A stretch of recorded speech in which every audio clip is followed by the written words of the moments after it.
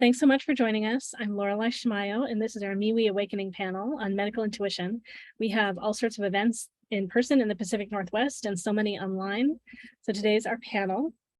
Your birthday, yes, so someone asked a question in the panel. So let's see, so there are 7 practitioners on the panel today, and we're going to be answering questions on anything. The theme is medical intuition, so probably a lot of the questions will be about medical intuition. They can be about anything else as well. So it's free to be here to listen and learn, and it's a small price to ask a question of the panel. There's information in the chat about how to pay, and I'll post that in again. Please pay before you're ready to ask your question. When you've paid, please let me know in the chat, and please either let me know or let Cara know, the medical astrologer, your birth date, time, and place. So Cara or Laureli are the ones that need that information. Yeah, so that Cara can have your chart already when you are ready to ask your question. We'll get people in line and aim to go in order. And you'll get answers from several practitioners on the panel, maybe everybody on the panel. So it is not sufficiently my specialty, so you might not be hearing from me. We're going to have everyone introduce themselves first, so you know who's here and who's going to be answering questions tonight, and then we will leap in and focus on questions. And all right, great, we got some birth information. And yeah, so and if you're wanting to ask a question, please do pay, and I'll get your information there in line. And great. All right, so we're going to start doing introductions in a second. Let's see, so let's go ahead. Let's have Cara go first. So Cara and Dr. Aubrey. And then Michelle, Kelsey, Susy, and Kathleen. All right, so go ahead. Hi, everyone. I'm Cara James. I'm an astrologer in Portland, Oregon, and one of my specialties is medical astrology. Medical astrology has been around for a heck of a long time, and there's a lot of connections to contemporary medicine. If you think about the veins and the venous system, that's related to planet Venus. You can even hear it in the name. If you get a prescription from your doctor and it says RX, well, in the olden days, that meant that the doctor had consulted the radix, which is the natal astrology chart. So they had looked at the chart before they came up with the prescription or the course of treatment. So medical astrology has been around a heck of a long time, and I'm happy to answer your questions. If you send your birth date, time, and place to me, I'll prepare your chart, and we can see what's happening, what your natal potential is for different types of illness. And we can also see what's happening currently, things that might be flaring up health issues for you right now, and hopefully find some solutions. Cara James, carajames.com. And maybe I just want to invite you, Cara, if you want to say anything else too about your history working with astrology or just the other kinds of things you do in addition to medical astrology, so people have give you a full range of things.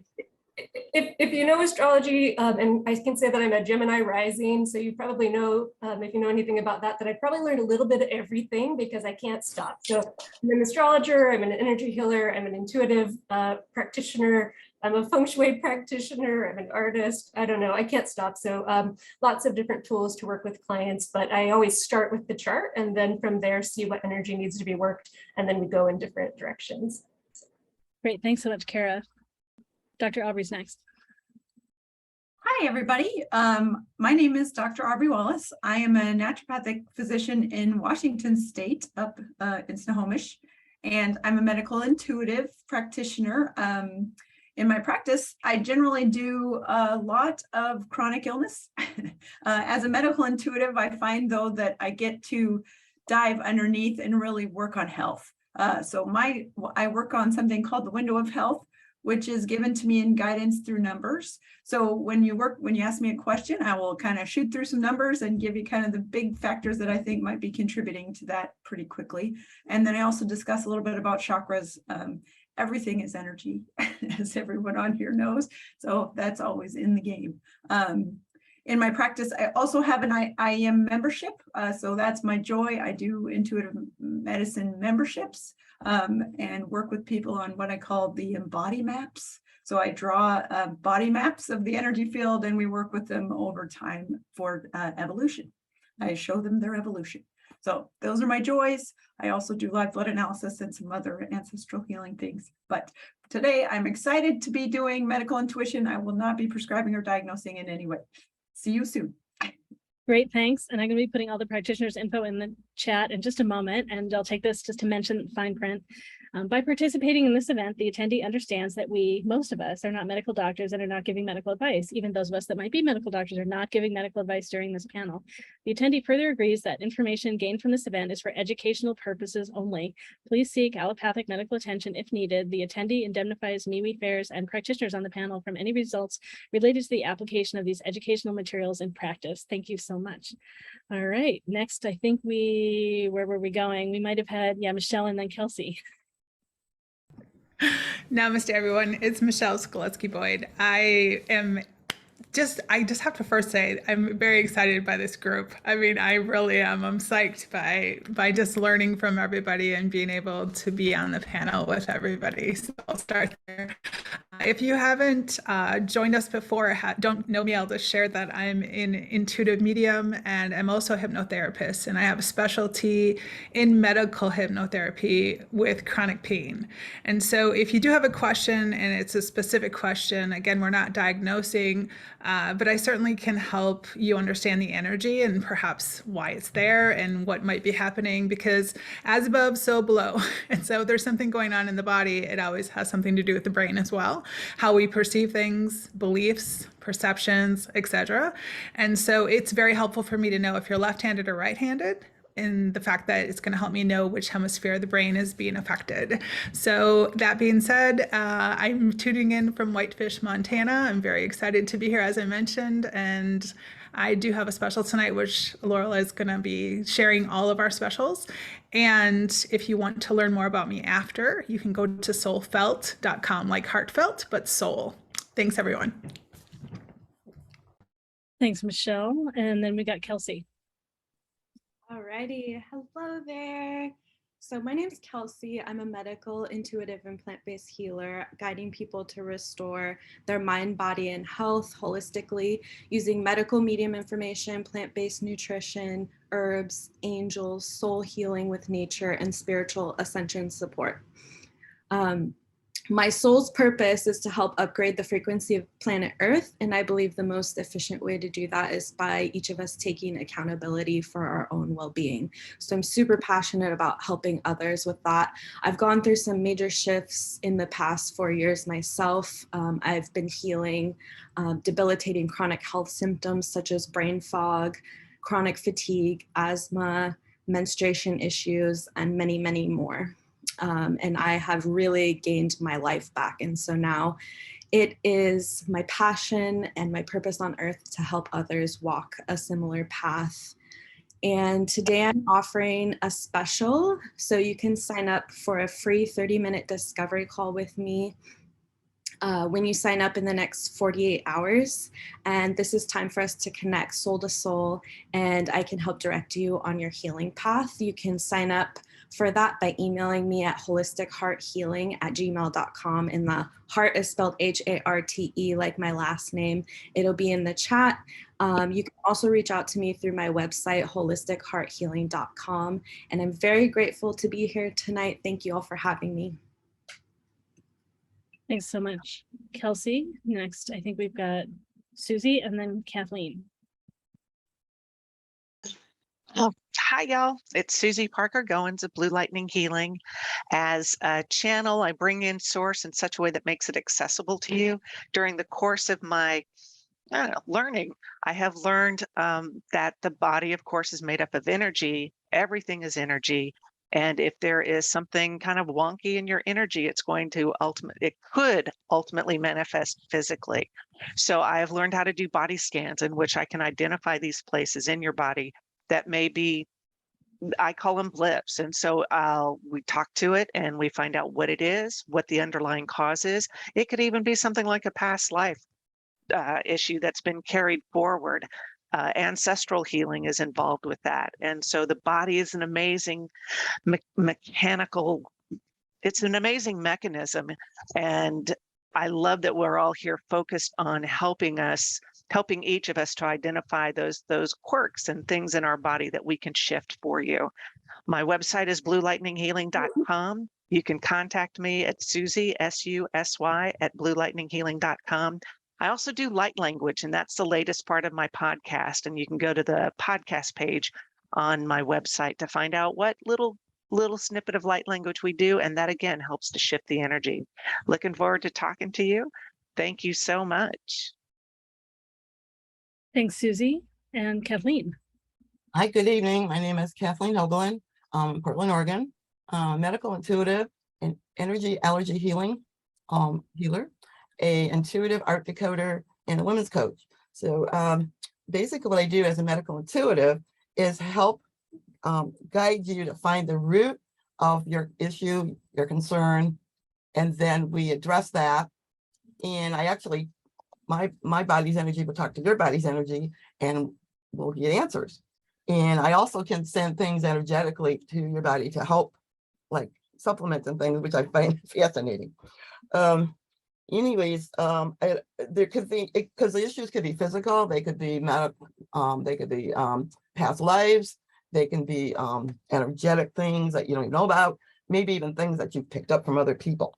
So I think that's medical intuitive is just fascinating. I'm blown away all the time. So I do have some specials that are posted on the chat, I believe, and they'll be good until the specials good until Monday. And anyone that wants to like maybe just get to meet me and you're not sure about what I do, we can have a little discussion, and I'll also give you a free intuitive art decoding. And I'm basically here to help you, to guide you to wherever you need to go so that you have a better, happier, and healthier life. Enjoy the event, and thank you so much. Thanks so much, Kathleen. And Michelle, I'm looking for your special. So if you could send it to me again, that would be great. I seem to have lost it in the mix, I think. Unless it's in here and I didn't notice. Yeah, I don't have it yet. Oh, and in addition to the panelists that you've already heard from, I may answer some questions as well. I don't specialize in medical intuition at all.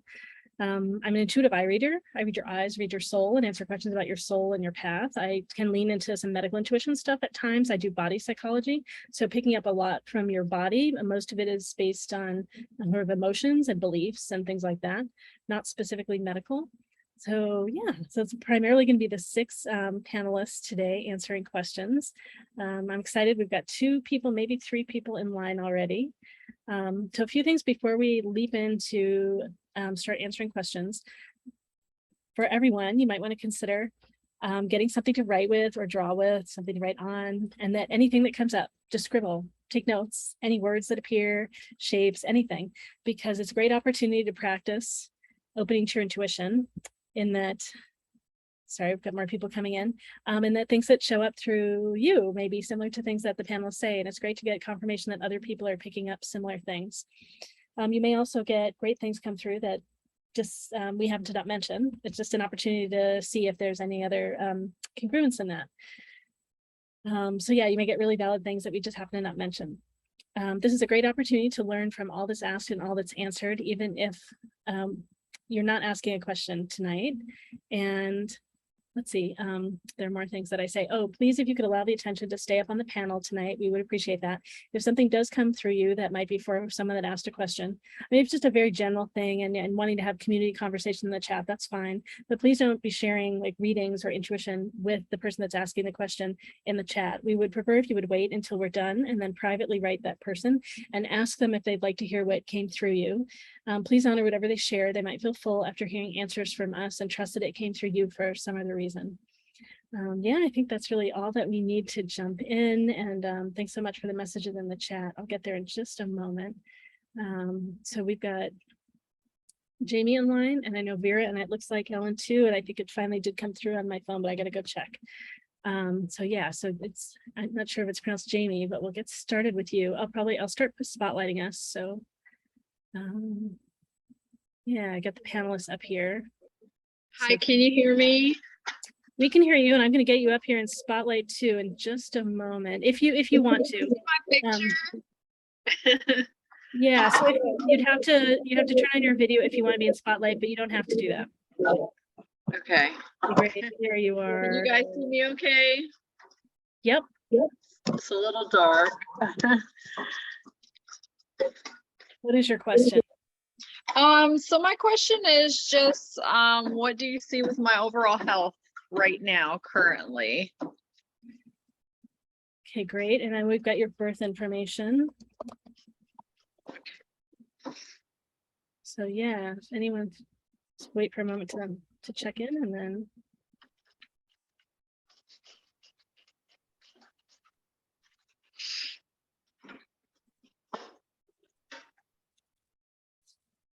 Yeah, thanks so much for waiting while everyone checks in.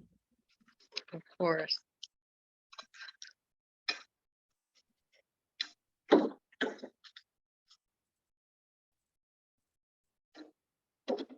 I just comment that your energy feels really good while you're here asking a question. You feel really energized and joyful. Awesome. Thank you. Connected. So I imagine that you're doing things in the world that you value and that you care about, and you're making impact in the world. Yes. Great. Yeah. So this is where people don't need to have their eyes read or don't need to know anything special about that if they simply follow where they feel joy and passion and energy. And it just looks like you're doing that. So it's great. Yes, yes. I try to make an impact on people's lives that I come in contact with, especially people that are closer to me, working around me, friends and family. Mostly, I just, try to help people any way I can. Great. Yeah. So we'll be giving 2.5 minute or less, but around 2.5 minute answers from the different practitioners. So practitioners, yeah, whenever you're ready, just raise your hand and let me know.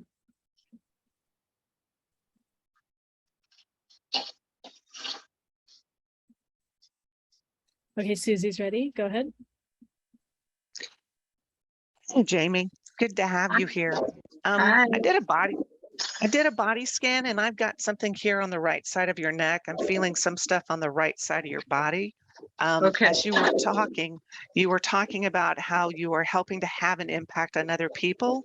So just as a caveat, you can't fix people. You can do the things not only to help yourself, but walking up to somebody and going, I know your answers. I know I can help you. That doesn't really work. Yeah. So I get that. But the right side of the neck, I mean, we're talking about perspectives. We're talking about being able to see things. It's also on the right side, which is your action side. So you are doing a whole lot of things. I would encourage you, like with the neck, I'm hearing to ease up a little bit on the perspective.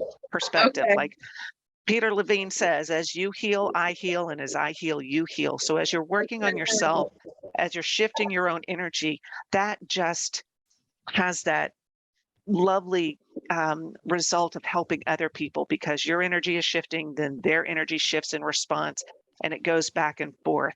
I also felt something in your solar plexus, like you have questions about whether you really are having an impact. Look at the impact you're having on yourself first. So I don't feel it in your belly so much, but in the solar plexus. And then lastly, I felt a little twinge when you were talking about helping other people. I felt a twinge in your heart. There could be a sense of being overwhelmed and that you can't fix everybody fast enough. But again, I reiterate, as you work on yourself and become aware and come from that place of heart and set your intention that you're here to shine your light, not to make somebody see your light, but to shine that light, then I feel that a lot of that the physicality is going to adjust much better. Okay. Yeah. It makes so much Yeah. sense. It just resonates so deeply because it's some of the things I've been really thinking about lately. So I really Good. appreciate that. Good. Yay. Thank you. You're lovely. Thank you so much. Peace and love. Great. We've got Dr. Aubrey next. Remember how to lower my hand. There we go. Hi, Julie, or hi, Jamie. How are you? I'm good. How are you? I'm good. So I didn't get a whole lot on you, got just a little bit, but maybe we can share a little of what I heard. Okay. I saw that you have a chakra 7 focus for me, which is about a big change usually. But it feels like for you, I kind of got the impression you might be more of a chakra 7 person in my world, which means that you kind of tend to bring change a lot to many people all the time. I guess. Some fun. I got that your strength is chakra 5. So I do think what Susy was saying also applies to me, which is live your truth. You know it, I do think it's beautiful for you to be expressing who you are, and that's going world. It's okay to go ahead and stir things up a little bit. And you're bringing that to other people for a reason. Okay. I did also feel some stuff in the neck and jaw. Actually, I felt a lot in the jaw. But I think with your fifth chakra strength, having this hinted in the jaw and neck might make some sense. So remember to use it. Open your mouth. Yeah, that's part of my path is speaking my truth and allowing that to just come out and to try not to be so afraid to, you know, speak my truth. Absolutely. I do think that I did get a little allergy in a little environment, but I feel like the big message I'm supposed to give you is be you. It's changing the world. All right. I love it. Thank you so much. I appreciate you. Great. We've got Kathleen and then Cara and then Kelsey.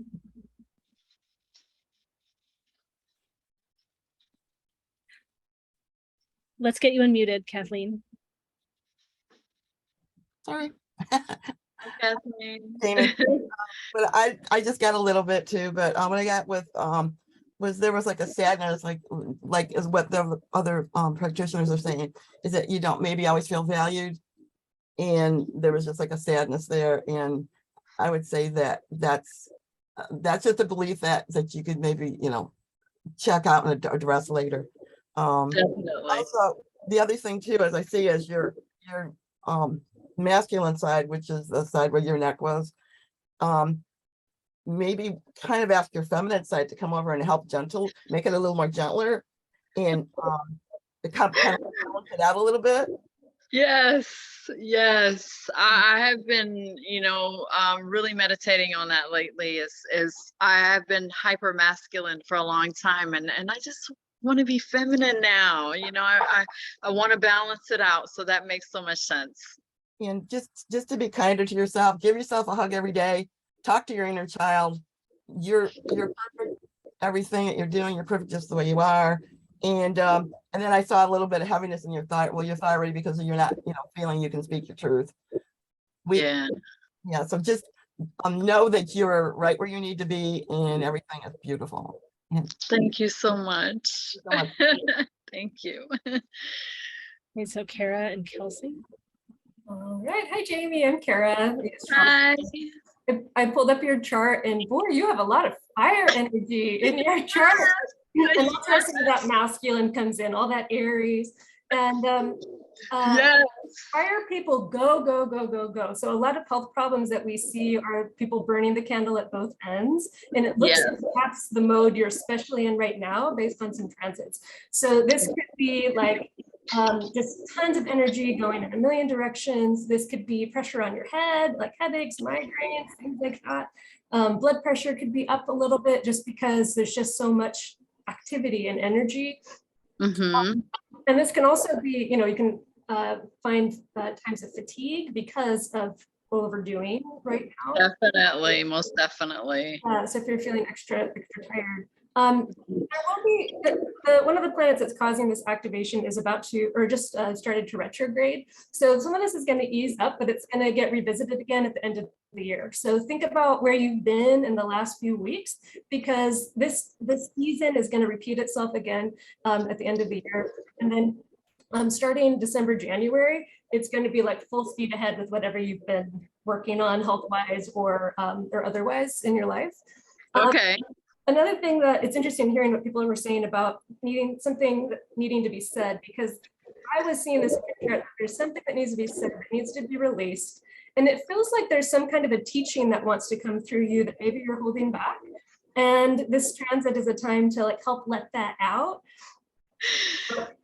Yeah, that totally resonates. I used to be really big on social media and try to teach and try to spread love and light and all of that. And I lost it for a while. And I'm like, well, I really want to work on getting that back, because I really have this passion for helping people and helping people develop, you know, better thinking patterns and all sorts of things to, you know, make yourself better, because I've been through a whole lot and I know I could help some people, you know, You're- so You're a this healer, is you're a teacher, and I would say give yourself a little grace and rest between now and the end of the year, because you're going to be on fire starting in January. So like, okay.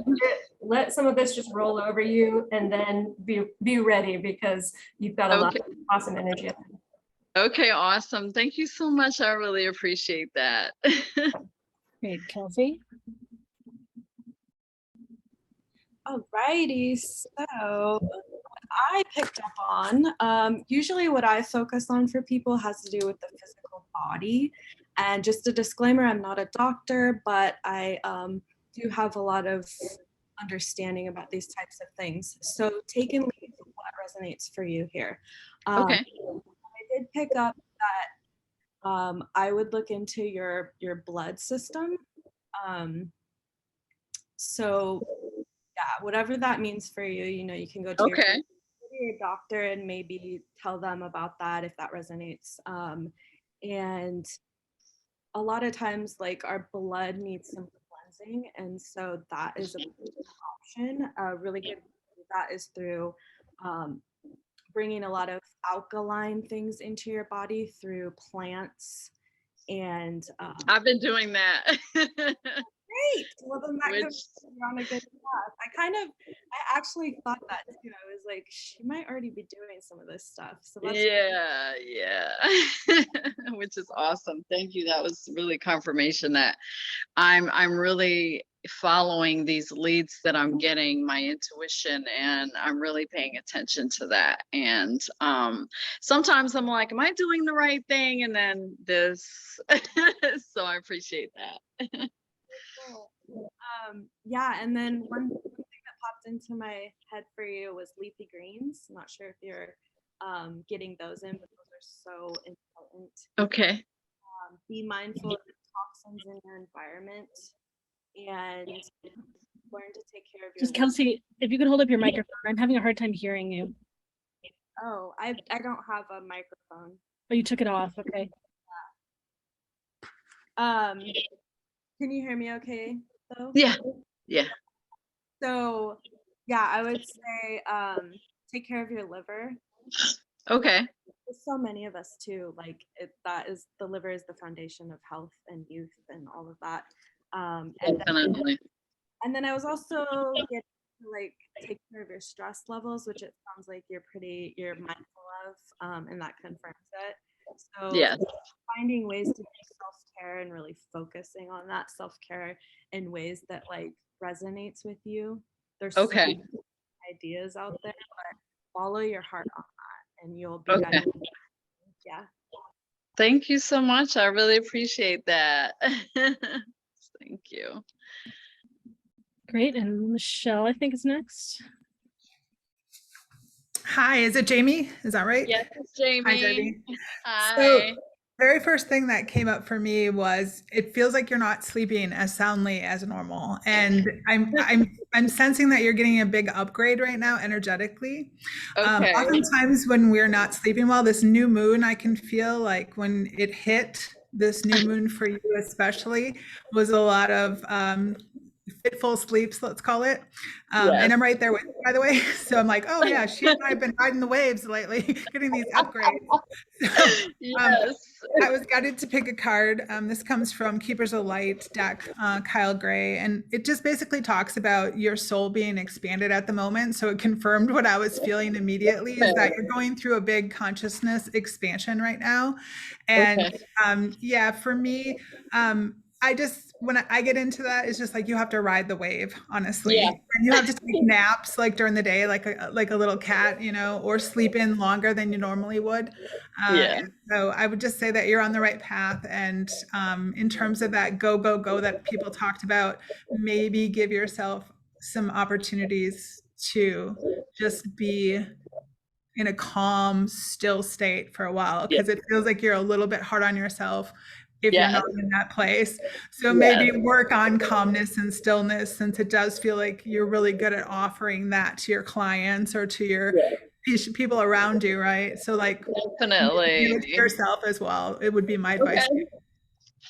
That is so awesome. Everything that everyone has said has just pretty much confirmed so many things that I have just been thinking lately and doing lately. So it's so awesome. Thank you. Great. All right. Anything else for, and do we pronounce your name Jamie? Is that It's Jamie. Yeah, it's Jamie. great? Great. Yeah. Anything else? Thank you, everyone. Thank you I so think that's much. it. I appreciate you guys. Great. Sometimes we go Thank- around and someone has something else to share. All right. Okay, See. I And appreciate it. Kelsey, I sent you an email and I will reach out in a moment. Let's see. So Vera is next. Vera, did you want to come up to the spotlight? It's up to you.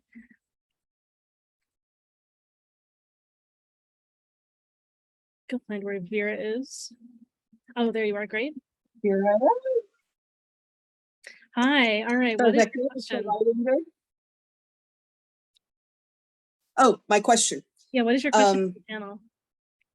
I live in a household with multiple animals, and I was just wondering if there was, I actually don't know what I want to ask. I want to ask about my pet allergy.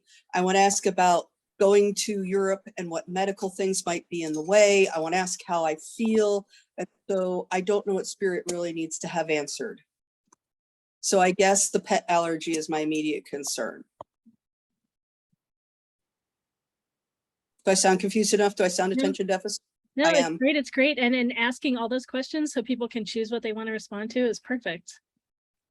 Yeah. And I just maybe a little bit else from your eyes. It looks like you on the one is that you can have a tendency to push and persevere through things.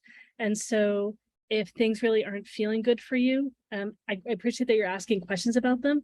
So really acknowledging them and seeing what you can do about them rather than just pushing through will be helpful to everyone. That makes sense. And then, right, you're used to totally handling stuff on your own, and then, I can't tell if it's really you or not, but it looks like you've had to be a caretaker for other people. Yes. Is that true in your early life? In particular, you had to? Well, I was a mother.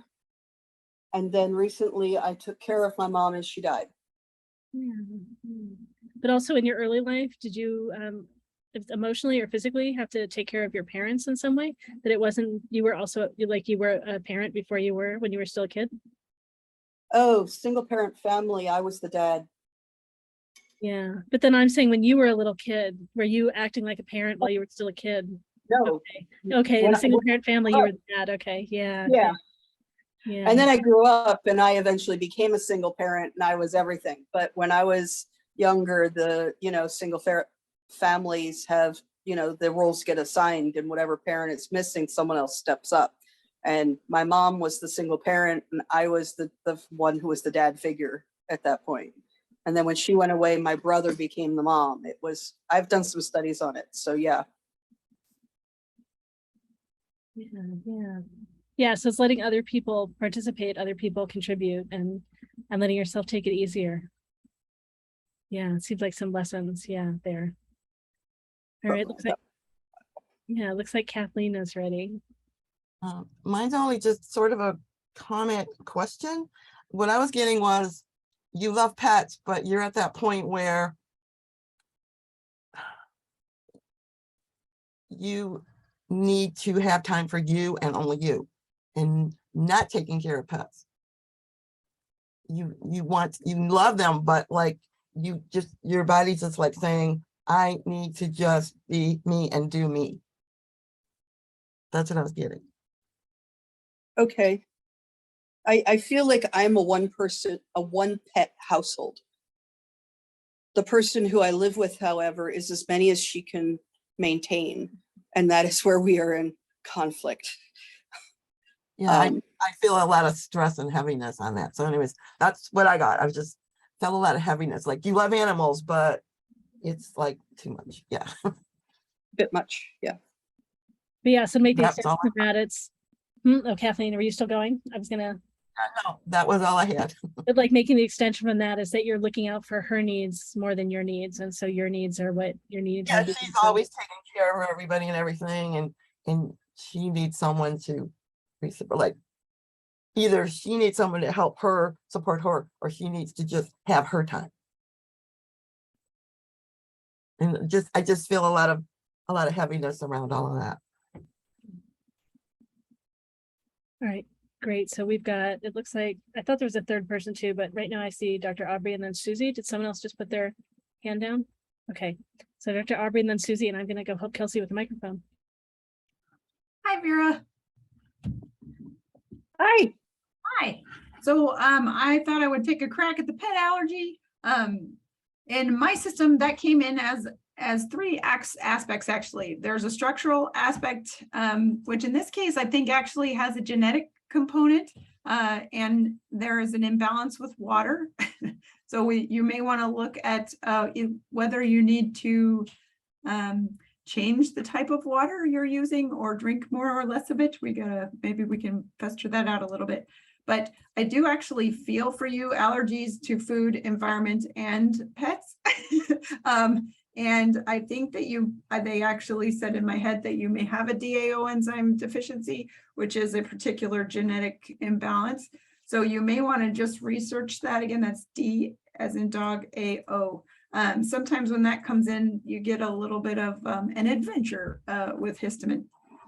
I did also get this was an ancestral pattern, 4th generation on your dad's side, that was around being sensitive in the stomach, and that you're kind of the impression that I got with that was you have to digest it all. Like you just have to take it and digest it and digest it. So you might want to look at that being an overreaction. As far as going to Europe, that felt fairly stressful to me for you. I felt immediate like stress in your sinuses, your eyes, like almost like a burning in your head. And they gave me that it was a system of stress on you about Europe, and that it's not the most, it seems like a little bit of a toxic environment for you, both of those. So we might want to, I'm not sure what the exact question was there, but what they gave me the DAO, or looking into the DAO around going to Europe, although it would contribute for sure to allergies. So that was a lot of information. Hopefully that some of that made some sense to you. Means I need to have a conversation with my dad. Okay. Thank you. Thank you.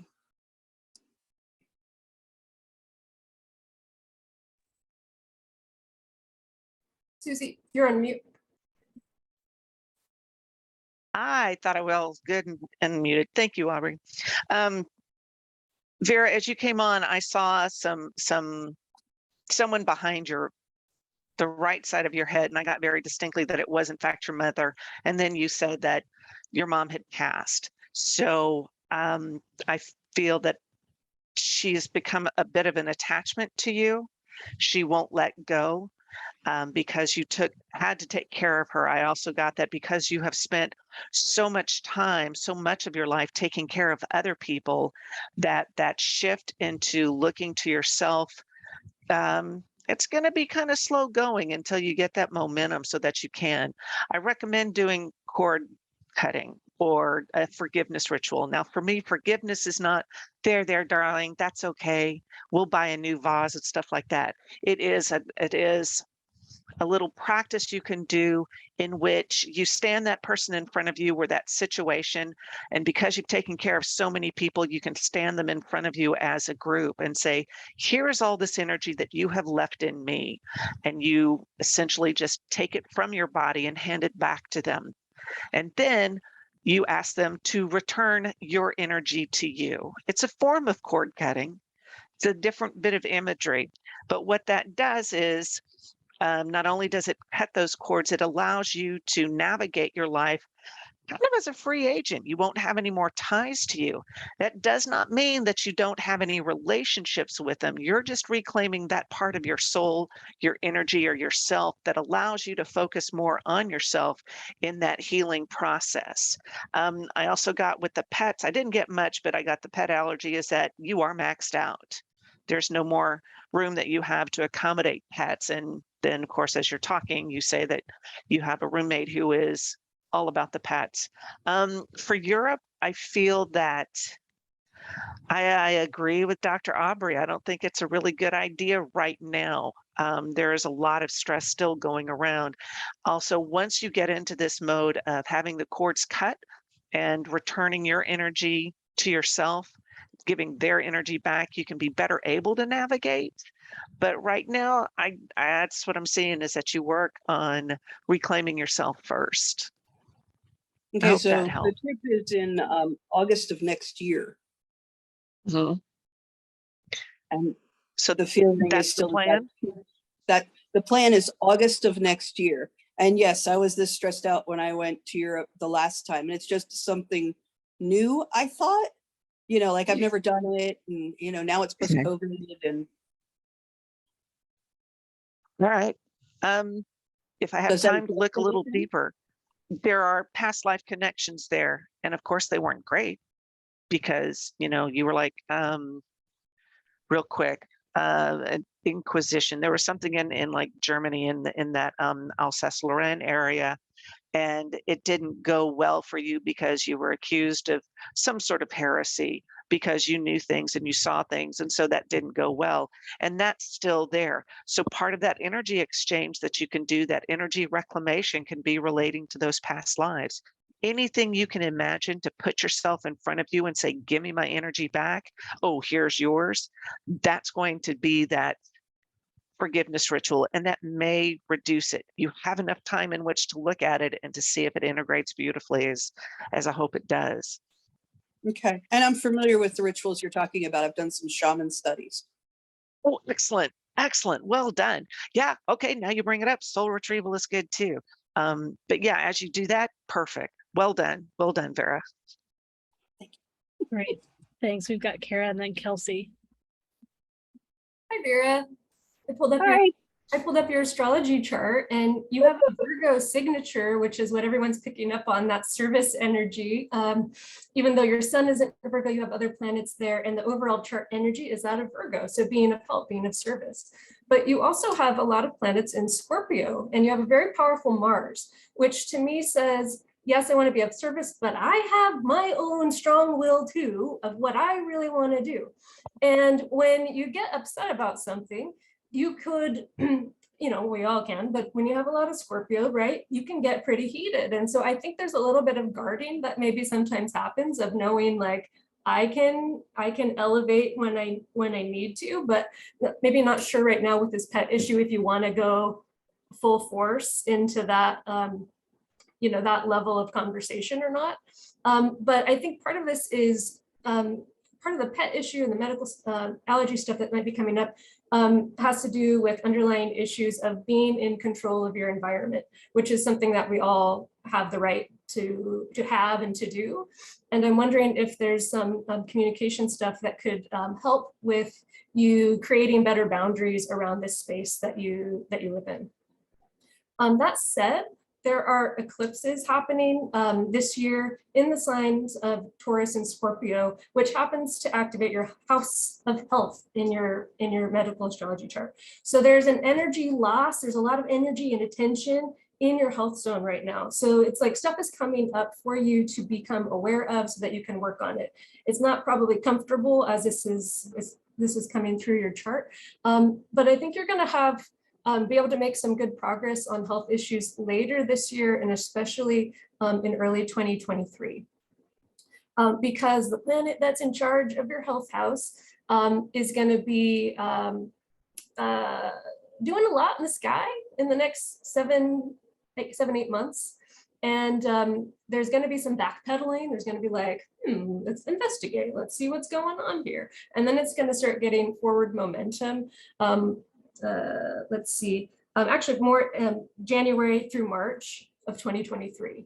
So you can kind of look at this period as investigatory with perhaps some more movement and helpful solutions where you kind of start feeling like I'm in my energy now. I'm getting some things resolved a little bit more next year. But I wouldn't discount the emotional component of being able to really draw some strong lines around your living environment. And I also saw some stuff in your chart that would make me not surprised if you changed your living situation. Kind of some possible big foundational changes that could be occurring, especially in your home and where you feel secure. Okay, thank you. Yeah, you're welcome. And next we have Kelsey. All right, how's the volume? Is it better? Yay! Thanks for celebrating with me, everyone. Alrighty, so for Vera, what I picked up on, again, I'm basically like a physical body wizard.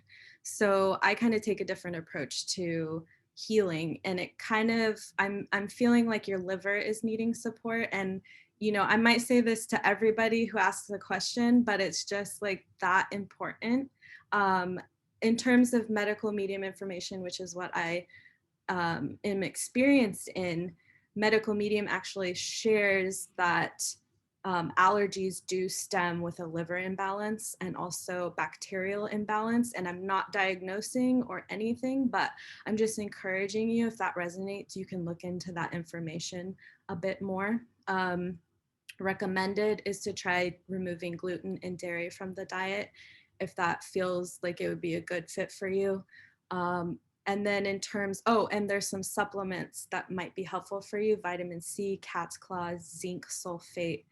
I can put those into the chat, and I'll put the rest of the recommendations in the chat too, because I know it's kind of a lot. Yeah, and in terms of Europe, if you're gonna go there, you can watch out for radiation, because that's kind of a common thing when you fly. And some tips for that is to use orgone crystals. They can protect you. This is going to sound really crazy, but potatoes are very grounding. They actually absorb EMF energy. And yeah, I'll just end there. Great, thanks. Anything else for Vera?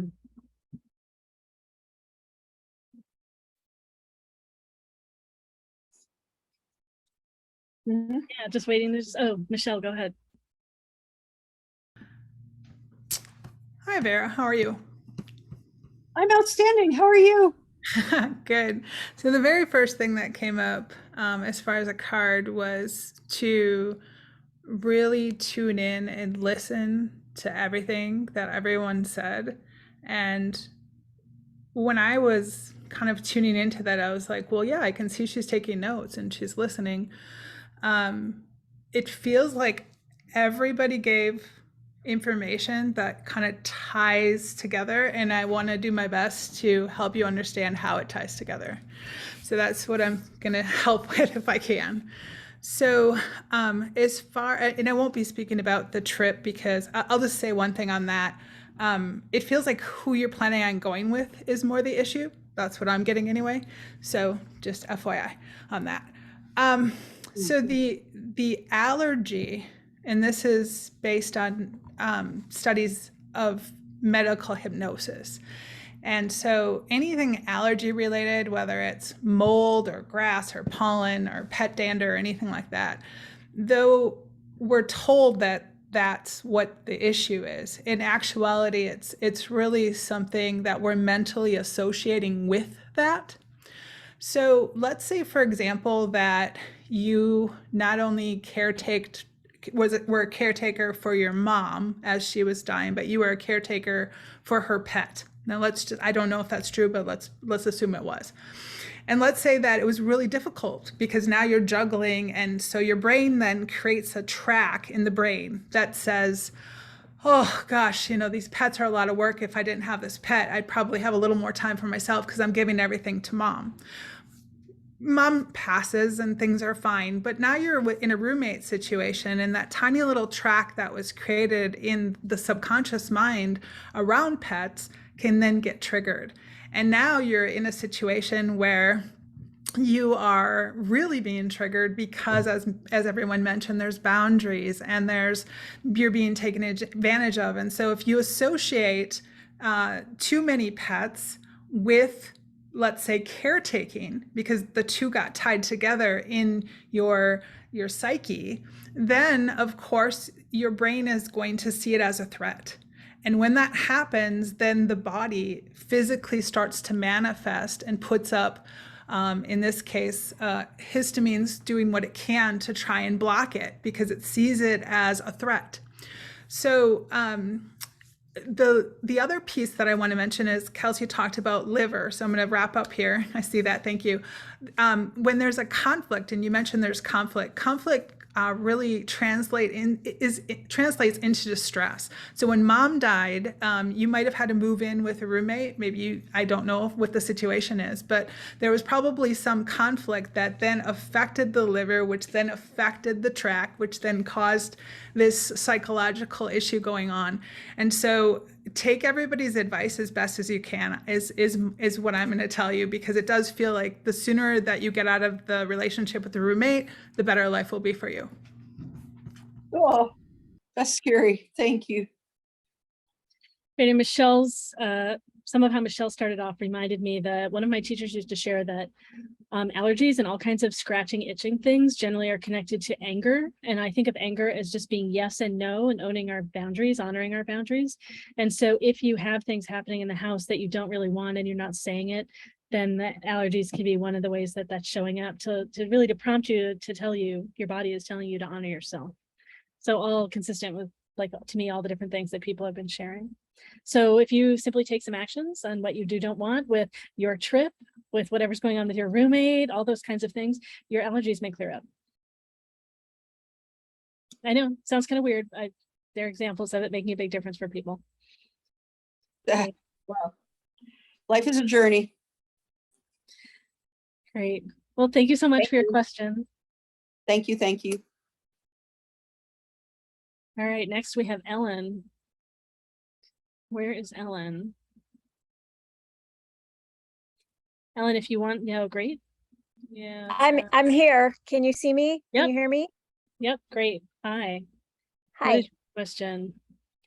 Well, I would like any info that anybody has, but most especially regarding my skin, particularly face and nose, but anything anywhere on any plane, any chakra, any level of energy, any message anybody feels like giving. My concerns happen to focus around, I think that I noticed some discoloration on my nose, but anything systemically at all, anything at all. Okay, great.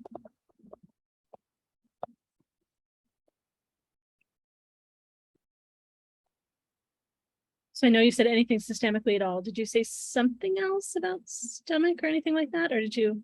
No. I didn't mention my stomach, but you're more than welcome to address it. I mentioned my skin, Okay. and of my skin, my concerns are with my face and predominantly with my nose, because that's where I noticed something.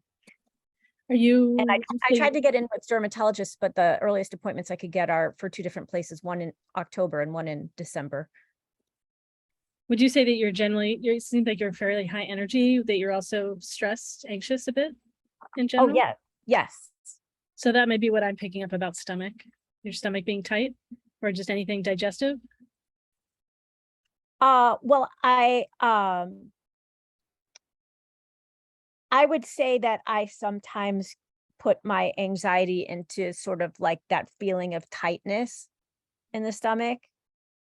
Yeah. One just physical thing I'll mention that might be helpful in general is sumo position. So standing like a sumo wrestler. So doing it in a way that's friendly to your knees, your hips, and literally to crouch and be in this position. And just notice what happens to your brain. Your brain probably will empty a bunch more. Okay, that would be good for me. And I'm sure you've had people mention meditation and deeper breathing and all kinds of things like that before, yeah?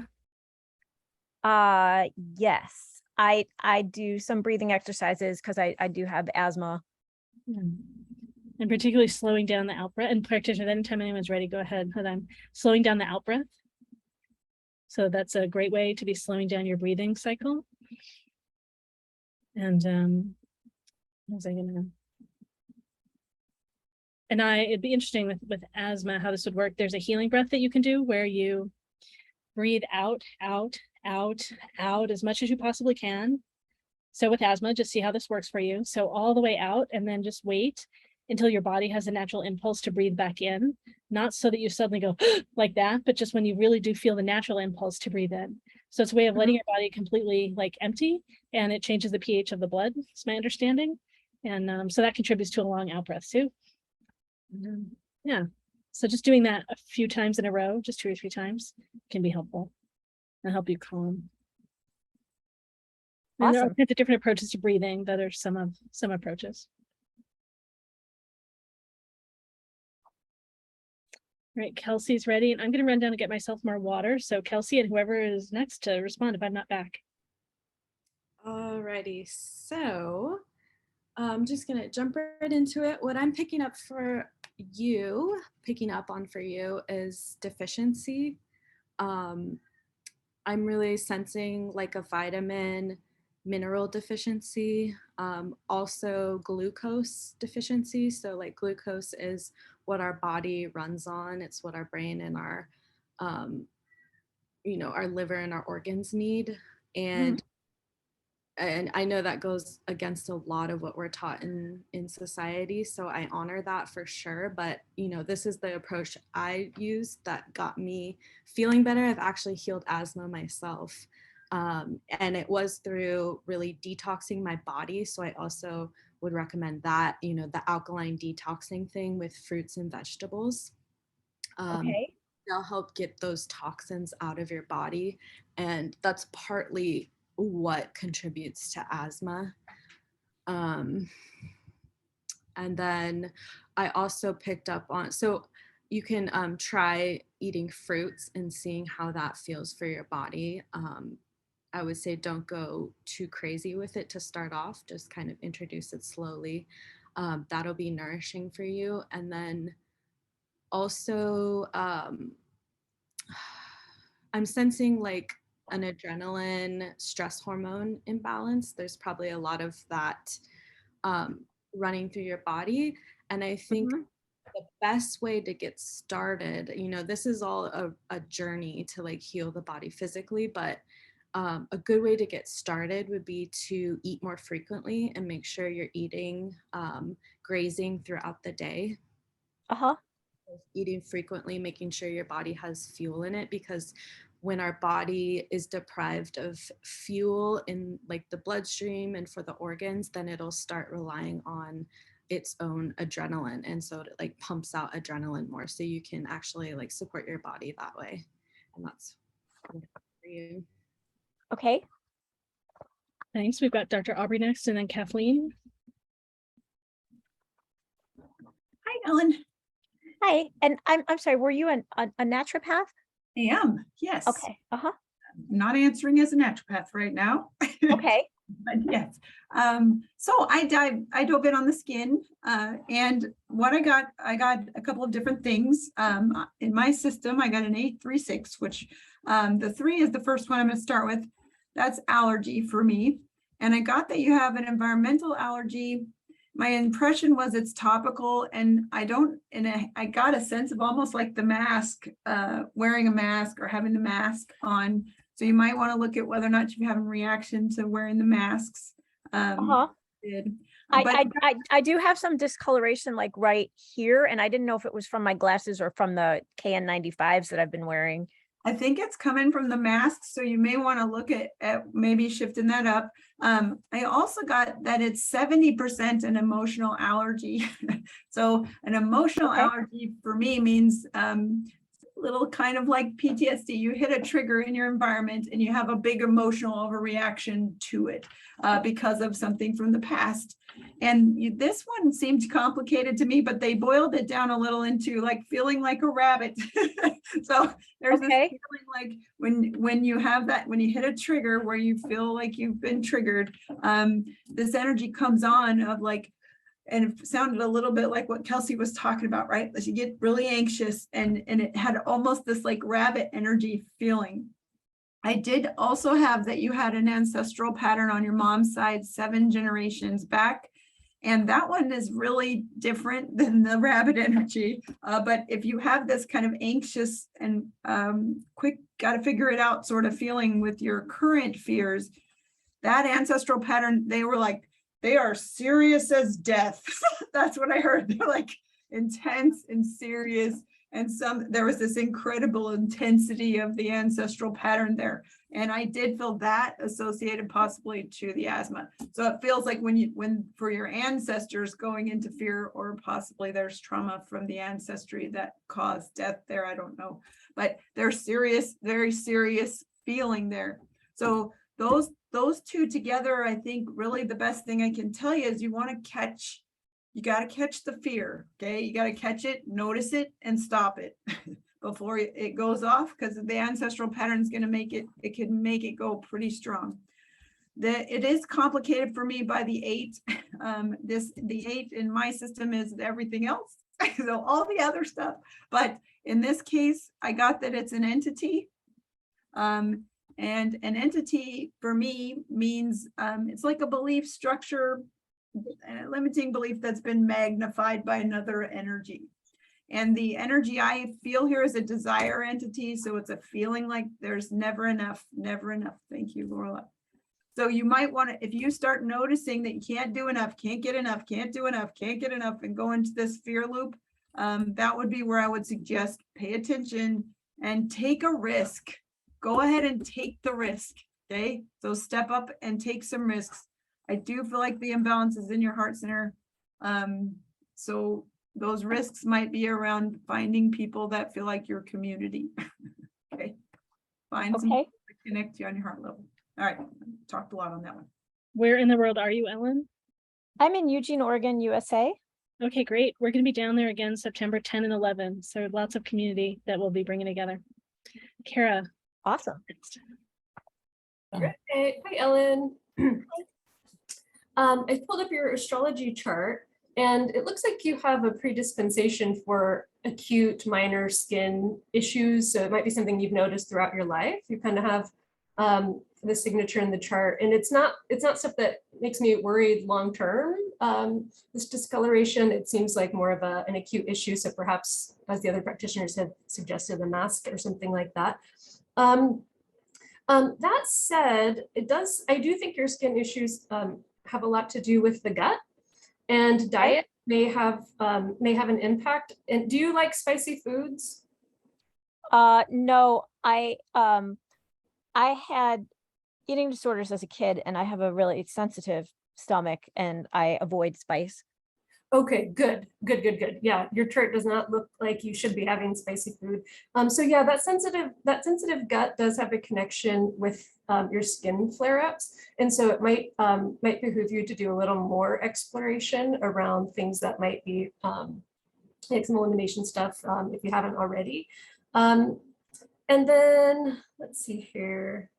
Some other things that are going on in your chart right now is there's this feeling of things being unsettled, ungrounded, perhaps some grief, some emotional processing that could be going on that can just be more of the focus right now. I don't know if that makes sense to you with what's going on in your life circumstances right now, but you have a transit going through that can feel kind of destabilizing and make people feel a little confused about where they're headed, what direction they're going in. It's a time of really having to lean in and trusting one's intuition versus having the plan and all the details and things in place. And I think you're somebody, at least from some of what I see in your chart, like you like having the plan, you like having the details. So it could be a little bit of a trying time as the planets are saying, hey, Ellen, like really tune in to your deeper self for the future direction, whatever it is that's coming ahead. Just a few thoughts around that. Okay, awesome. Thank you. Yeah, you're welcome. Oh, no, I'll leave it at that. You got a few more seconds if you want to. It's up to you. Well, you have a signature in your chart that can just be hard on the elimination systems of the body, right? So it can be like constipation, or just feeling heavy and like things just aren't processed as well. And so it's hydration is super important. Herbal remedies that are moistening are really, really, really important for your body. And perhaps focusing on those types of remedies can then help your gut and also help your skin issues. I started recently taking 500 milligrams of cranberry a day to try to help with some bladder stuff. So there might be something comparable that can help. I have had constipation problems in the past, actually. Yeah, your chart has the signature. You just were born with that. And it can make, it's like almost like making the body structures and especially the elimination system like hard and dry, just like hard for things to kind of move through. And as much as you can do to kind of moisten the intestines and things like marshmallow root, maybe Kelsey could give some more ideas around that. But herbal remedies that are soft and moistening could really be helpful. Awesome.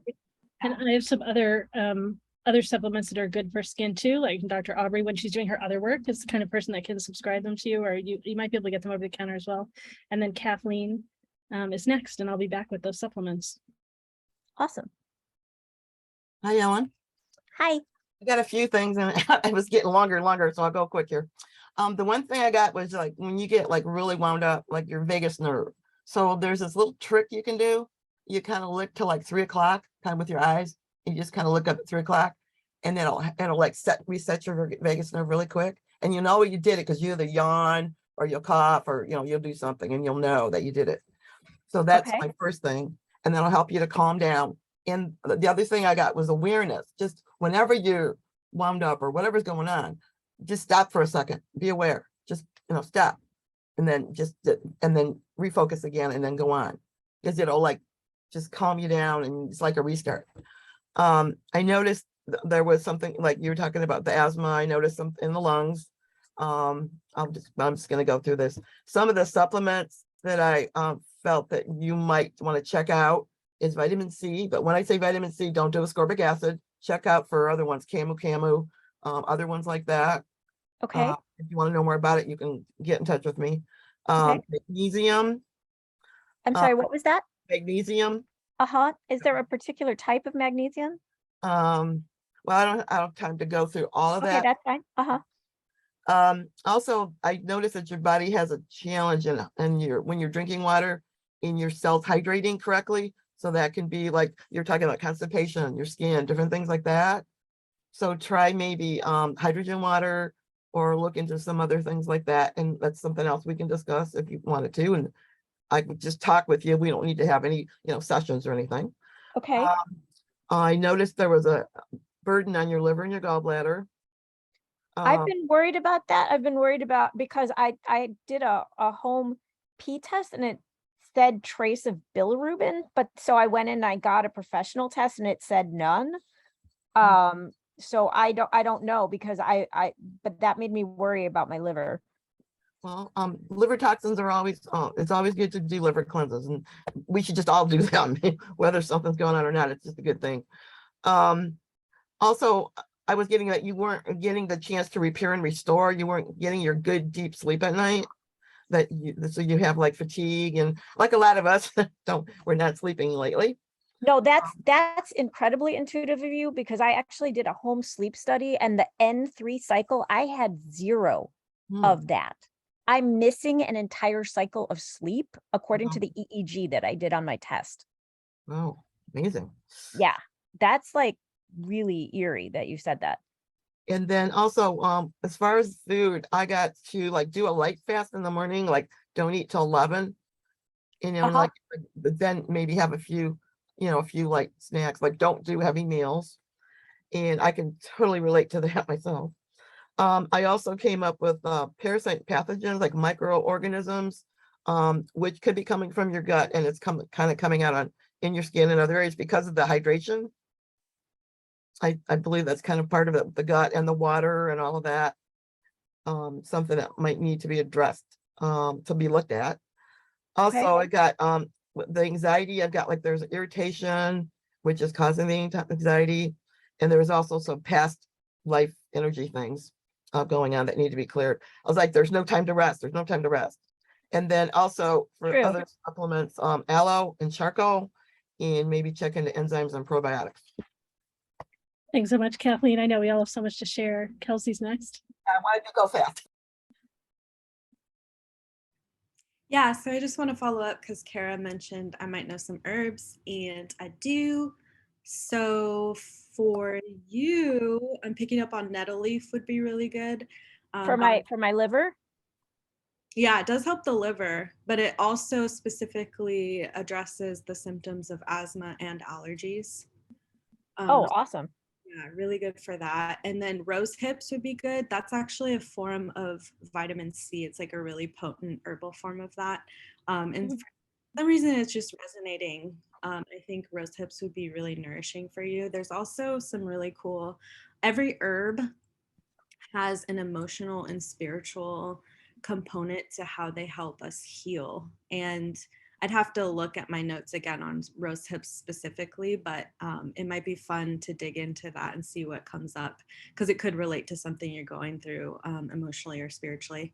Peppermint is good for constipation. Magnesium glycinate is one of the best to take. It is like a good all-around magnesium. And then foods for constipation that are really helpful are bananas and papaya. Okay. And I threw that. I have papaya enzyme pills. Yeah, if that feels like, if you've been taking that and it's been working for you, you can, talk to your doctor about it, but like take what works for you. The pills are sometimes different than the fresh food. Like the fresh food has living water in it. It has like the living energy inside of it.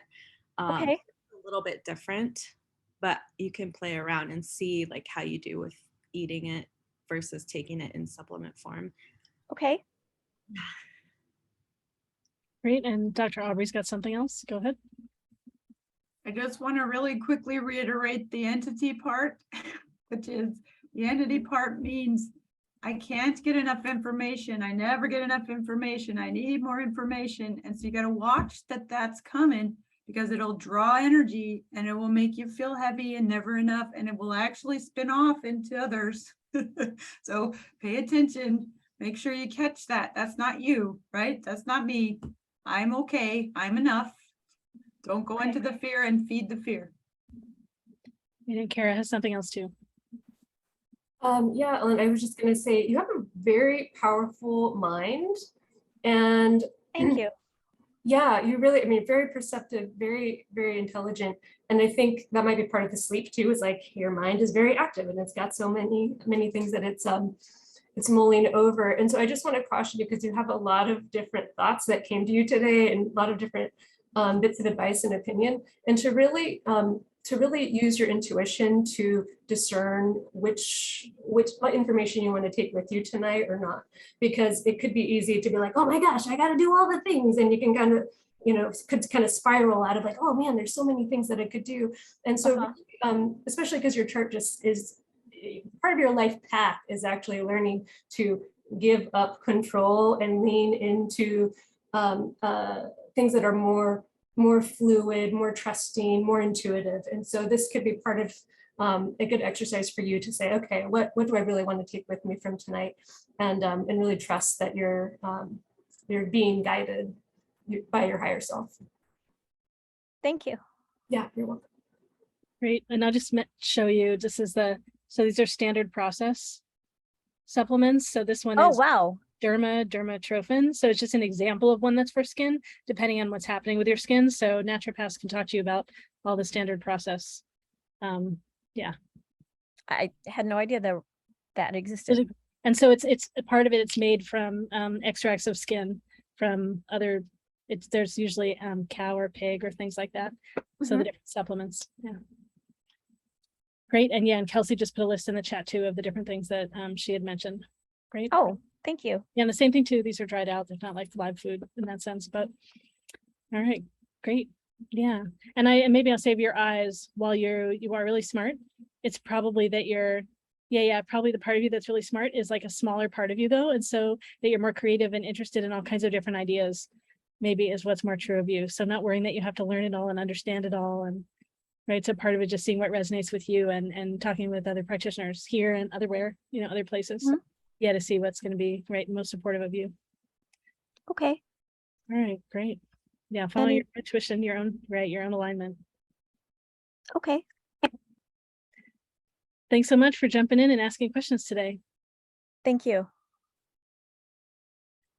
All right, we have Goddess Yasmin next, and so you all know who's in line. I put this in the chat. We have then Christine and Cindy and Stacy and Sue and maybe Mady. I'm not sure how to pronounce.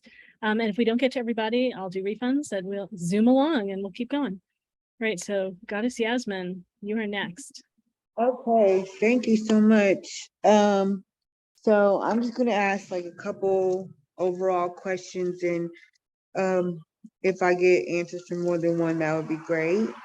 So first I wanted to talk about like my skin. I have this chronic condition called hidradenitis suppurativa, where the glands in my underarms and sometimes my ladies area swell up and fill with liquid, and is very, very, very painful. I used to take pills for it every day, but they stopped because they said that I was like getting too much iron or something like that. So I was just wondering if you guys ever heard of it and if there's any natural remedies I could do too. Also for like my face skin, I was looking at videos and my skin is like worse now than it was 2 years ago when I don't smoke or drink or eat meat anymore. So I thought that would have improved, but I don't know why, like I still don't have it. What was I gonna say? This one, painful. Yes. Also, I know this is gonna sound weird, but I have a really hard time staying in my body. I can tell when I'm not fully in my body because I don't get hungry all day until the evening time. And sometimes like I'll stand up and I'll like, whoa, I stood up too fast. I'm not in my body right now. So I wonder if like there's a reason for that. Any chakra issues that you see? I've been trying to work on my chakras and I'm trying to balance them, but I feel like there may be areas that aren't balanced. Also with my mediumship, it's to the point now where I just sense spirit all day and all night. And recently I've just been having like nightmares of different deaths, but it's like weird because I don't think they're like my past life deaths. I think they're like people who are actually passing away at that time. And then I'm sensing it because like after I feel it or like I'll choke and have to throw up, and then, you know, something will pop up on my phone about that. So it's been hard for me to sleep. I am on pills for bipolar disorder and schizophrenia. I'm currently taking mood stabilizers, antipsychotics, and sleeping pills. I've been adamant about coming off of them for the last 6 months. So we're actually going to finally have a meeting and sit down so we could come up with something tangible to wean me off of those, because I, at this point, feel like I want something else. And then like kind of like an overall body scan if you're picking up any areas. And I also, since I turned 37, that card that I pulled was talking about seeing truth, perspective, knowledge, and clarity.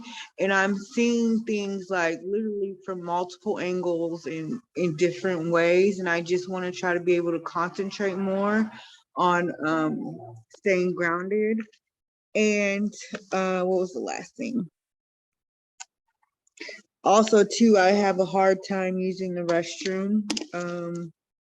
I feel like it's the pills, because when I was off them for a couple of days, I was able to go, but that's not that. And yeah, that was the last thing. And then just overall, like, what does my chart say about what's going on with me medically, intuitively? I'm sorry, I know that was a lot, but Thanks for giving us all of it. I know practitioners, so choose what parts you want to respond to. It's fine to only respond to, you know, some bits of all of it. Goddess Yasmin is one of our practitioners and has been on a lot, asking lots of questions. So yeah, getting different perspectives from different people, different panels. All right, yeah. And thanks, Okay. Goddess Yasmin, for giving us good context of all of it. It's great. Okay. 6:20. Oh, Yeah, let's see whoever's ready. Go ahead, Susie. Hey guys, Yasmin, thanks for your question. What I got first off was that I feel that your lymph fluids, that, you know, those are all those little lymph glands that are all throughout your body, that they're not moving. So there are a lot of ways to help move it, whether it's just fingertip stimulation across your body or actual movement. That's going to help keep that part of your body's communication running. I also got that your crown chakra is really wide.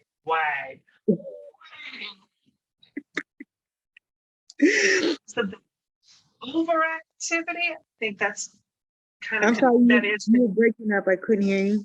You said crown okay. chakra. That your crown chakra. Oh, sorry, I could put my microphone in front of my head. That would be useful. So I got the lymph node, the lymph fluid needs to be moving about in your body. And then your crown chakra is just hugely wide open. Regulating that will help you function more in the physical. I'm really glad that you are continuing on your meds. I think those are going to help you get to a stabilized place. So then as you wean yourself off of them, or as you work with your practitioners to wean yourself off of them, you're going to be able to integrate all these shifts. So thank you for being patient with yourself on that. But the crown chakra, that's helping you zoom out of your body a lot, because I feel that your body is really not happy with the way things are. And so your spirit just goes, nope, I don't have to deal with this. We need you in body, Yasmin. We do, because you have important work to do. Your mediumship, the nightmares where you're finding those, you are sharing the experiences, you're witnessing the experiences of these people who are passing on. It's important because you're going to help them reclaim their self, their place.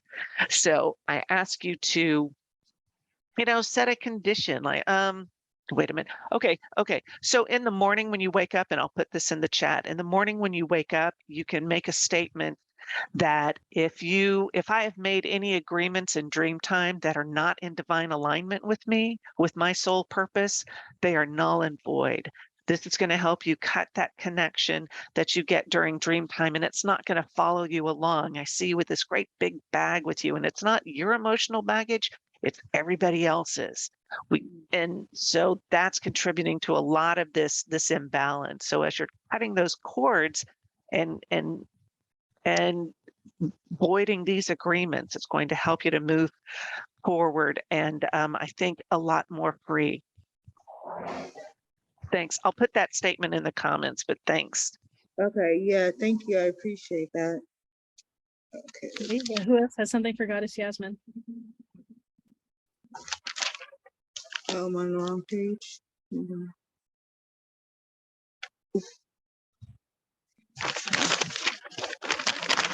Yes.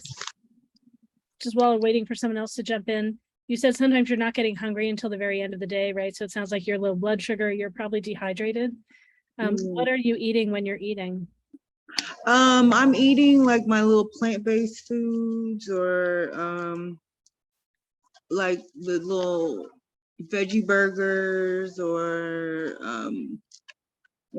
like rice and the little fake fish fillets. Like I was eating fish and chips before, but I just decided I just can't eat that anymore anyway. So it's really just like my plant-based crumbles. Like I make tacos and stuff like that out of that. And I've been trying to eat more fruit lately. And I drink a lot of water, but I'm scared to drink too much, because I did that one time. I didn't know you could drink too much water, and I ended up in the hospital. Too much can be a problem. Yeah. So some of the burgers and things like that you're eating, I know they're vegan or vegetarian. You want to watch too, because they can have a lot of salt and other things too. Cara's ready. Okay. Hello, Goddess Yasmin and Cara. Hi, Cara. Hi. I'm just gonna look at your chart. Around eating, it makes sense to me that having a lot of small meals would be something that could benefit you. Kind of, you got a signature in your chart that's kind of like eat like a bird, lots of little meals. But if you get so involved in what you're doing, You might just need a system of like setting an alarm or something, like reminding you to eat, like something just, you know, simple. I don't know. You got a lot of Gemini energy in your chart, so kind of popping all around, lots to do, you know, lots to think about, very creative, very smart. So I can totally see you getting lost in your head and in your creative process and like, oops, forgot my meal. So find something that works best for you and set some kind of alarm or something at regular intervals, like every few hours. That's what I would suggest, eating wise. In terms of, you mentioned, I think possibly looking at getting off of some of your medications. I wouldn't suggest that at this particular time, based on some transits that are going through your chart that have the potential to be more destabilizing. And so you really want to keep everything equal, even. You don't want to upset your equilibrium right now if the medications are helping to keep you in that spot, because there's just some planetary pressure going through that could be mitigated by staying on medications that are helping keep you at the right levels right now. I got a little more to look at in terms of some of the other things, so I might be quiet for a minute. But one actually question for you, back when you were 28, 29, did you have any big significant life events, or were some of your health events happening then? When I was in that age, 28, 29, I was going through human trafficking and being in life and drug use as well. Is there anything happening right now that's related to that time in life, like any major healing or legal issues and things that are coming up? No, the only thing I have really going on is that my car just stopped working, and that was the thing that I needed to be able to see my daughter on a regular basis. So I haven't seen her in 3 weeks. She just came over today, so I'm happy. But I'm not gonna lie, I get really depressed. Yeah. She's 15 and she doesn't even want to talk on the phone. So Yeah, I got a 14-year-old son. I totally know what you're talking about. I just want to jump into, like, guys, Kathleen, we talked in a previous call too about what's going on with your child too, and some things you can do to honor them, which might have them be able to connect with you more. And I know it's hard. yeah, well, I am working on that. Yeah. I'll just say some of the depression piece is being stirred up by some planetary stuff, and that's why I thought it might be connected to some of that stuff in the past. So just know that that part's temporary. Part of that's temporary. There's just some extra pressure right now. You said, so like, because someone had did my chart and they said like I was gonna have a big shift that was gonna cause like a war within, and I don't really even know what that means, but I got the little timer that I talked for too long, Yasmin, but if I have time after other people go, I'll pop back in. Okay. Great, thanks. And I'll put everyone's info in the chat again too. Yes, you might be able to reach out individually. All right, Kelsey is ready. Yeah, hi, Goddess. So what you just said, you might be experiencing a war within. It makes me think about the healing journey and how sometimes it can be really intense. You know, it's a lot of like up and down. It's really bumpy, going through detoxing like on all levels, physically, emotionally.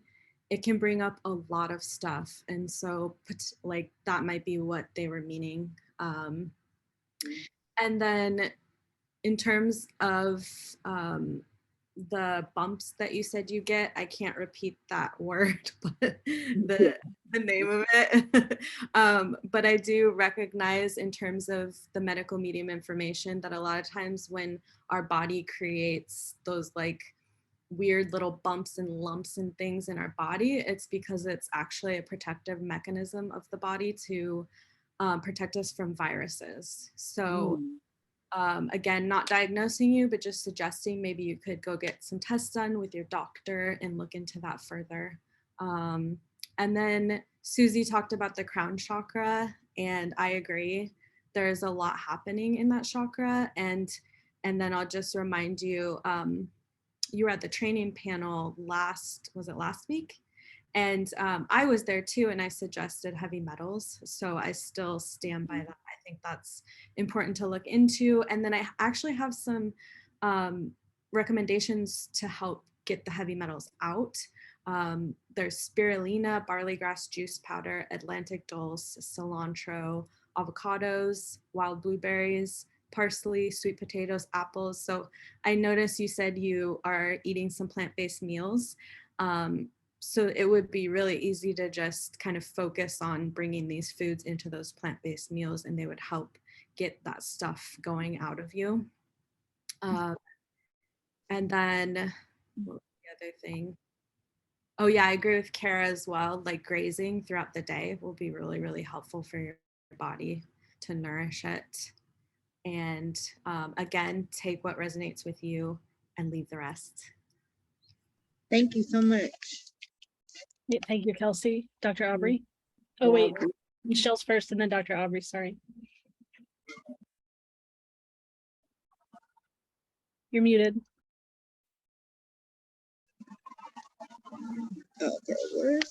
Hi, Yasmin. I want to make this quick because I know we're getting short on time, but I want to be able just to say that from a medical hypnosis perspective, when someone has anything going on with hair follicles, sweat gland areas, all the different places that you described, it has to do with a conflict in the brain.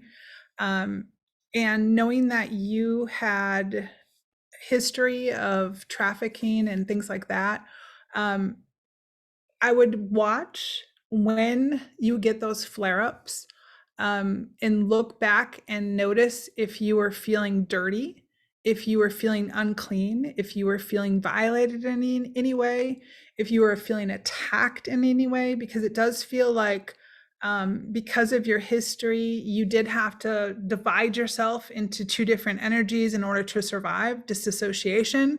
Now that you're starting to reintegrate and come back into yourself, there are different reminders in your psyche that are starting to remind you of these different times of perhaps being hit or yelled at or scolded or sexually abused, etc. When that happens, you most likely are getting the flare-up. What I'd like to tell you is that when the flare-up happens, I want you to celebrate. Rather than get upset with yourself, I want you to celebrate because your body is actually in healing phase at that point and the conflict has resolved itself.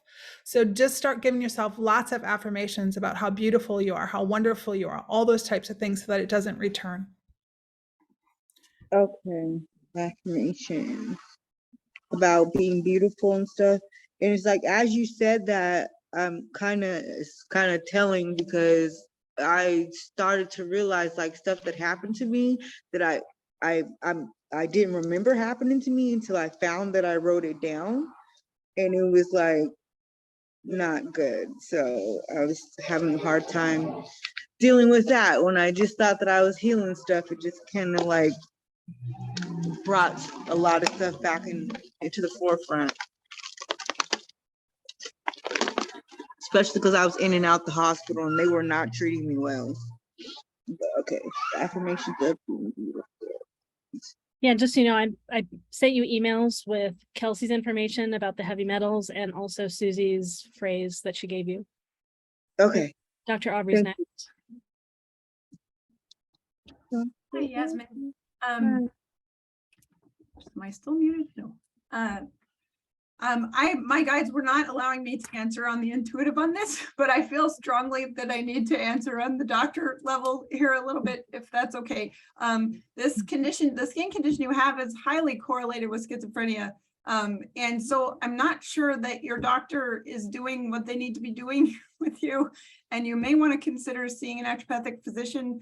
There are a lot of things that happen with those medications that can cause problems with deficiencies and cross problems with those medications that can cause all sorts of skin things. So maybe see if you can get some support there. And I don't want to disagree with anyone, but I really would be very careful about doing a major detox right now, as far as staying on your meds and doing a major detox at the same time, maybe a lot for the system. So I would suggest maybe find, if you have an integrative med doc or naturopath, get them to help you with the meds. And- Okay, And Goddess Yasmin, Dr. Aubrey is here in the Seattle area. okay. And you're a naturopath doctor, you I'll said? send you her info too. She is. I'm happy to also refer you to people in Seattle that would be a psychiatric ND. Those sometimes are really helpful, or ones that work with the things you have going on. And Kelsey's got a little bit more to share too. Thanks, Dr. Aubrey. Thank you. You're muted. Oh, there you go. Dr. what Dr. Aubrey shared, I actually really appreciate that you shared that, because I 100% agree. Like, and this kind of goes for anyone in general who is like, has really big chronic health symptoms. It is so important to take detox at like a slower pace. A lot of times people will go from like 0 to 100 real quick, and that can be very hurtful and cause like some funky symptoms to come up. So it's all about like a nice slow pace. You can tap into your own intuition about like what feels right. But I would like to say, like, in concerning the medication, I'm not saying this for you, but like for myself, I actually take an antidepressant right now. And I realized that I need it while I'm healing deeply within. I was really chronically sick, and so it's taken me some years to like reverse all that's happened to my body. And I'm honoring using conventional medicine while also using like the natural approach. So they're tools for us, and they're not like really good or bad. It's about what we need for our individual path. So if something is actually helping you out, it's definitely, I definitely like suggest looking into continuing that. And you can, like I did, I'm taking my medication pharmaceutical while working on the back end healing of things deeply. Yeah. Thank you. And Kara's got something to share too. Yeah, I'll be really quick. I think it's important in the next month or two to find the practitioners that you really find helpful to work with, because there are some planetary transits that are going to put a lot of focus on your health this fall through spring. So for everyone, Mars is going to be spending a lot of time in Gemini because it's going to move forward, it's going to retrograde, it's going to go forward again. And that's all happening in your house of health. And there's a lot of implications for mental health too, just based on being in the sign of Gemini. So I think, the good news is that that means that's where your energy is going, to health and healing, right? So you can really use this time to make some great progress, but I think it's going to be important to have the right medical team set up so that if you have some flare-ups and some setbacks that kind of are naturally part of this fall period, that you'll be ready to like hit them head on and be able to make some really great progress later in the year, and especially early next year. Okay. Great. Yeah. All right. Thank you so much. I sent you bunches of things in emails too that people were sharing. So you've got another recording too. Okay. All right. Thanks so much for coming on again. And thanks practitioners for all your answers. I get him in. All right. Next we have Christine. Great. What is your question? Just an overall, I think, as well. But also, I think the biggest thing for me is I'm in that whole either premenopausal or menopausal process at this point. So kind of, I don't take really anything as far as supplements or vitamins. So if there's anything there's suggestion that kind of helps get through this. I have a history of endometriosis, fibroid tumors.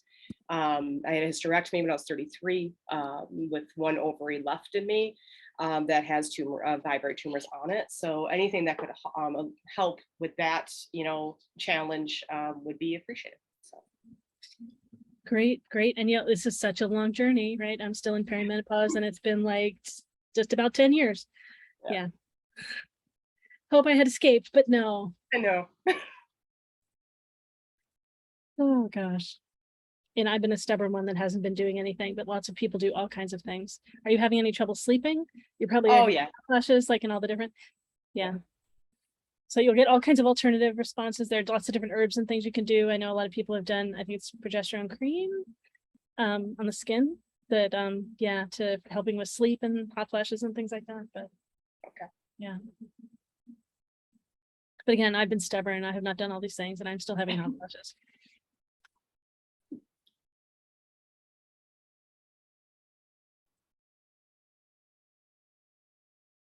Yeah, see whenever someone's ready. Yeah, and you said overall, yeah, so people can share anything too. Absolutely. It's great. Maybe I'll just while they're getting ready, say freedom and creativity are really important to you. You have a lot of different ideas and you go off in all kinds of different directions. Yes. And you probably had a parent that had really strong opinions also. Like Yes. you feel emotions deeply yourself, but yeah, so you had a parent that had really strong opinions. And I feel like there's still some like an impact of them and their strong opinions that's driving you. So like some layers still for you to settle in to an easy way with yourself and letting yourself be the way you are, not the way they thought you should be. So that'll all probably just make the whole phase of this less intense too. Excellent. Yeah. Great, Dr. Aubrey's ready. Go ahead. Hi, Christine. Hi. Hi. Gotta turn you up a little there.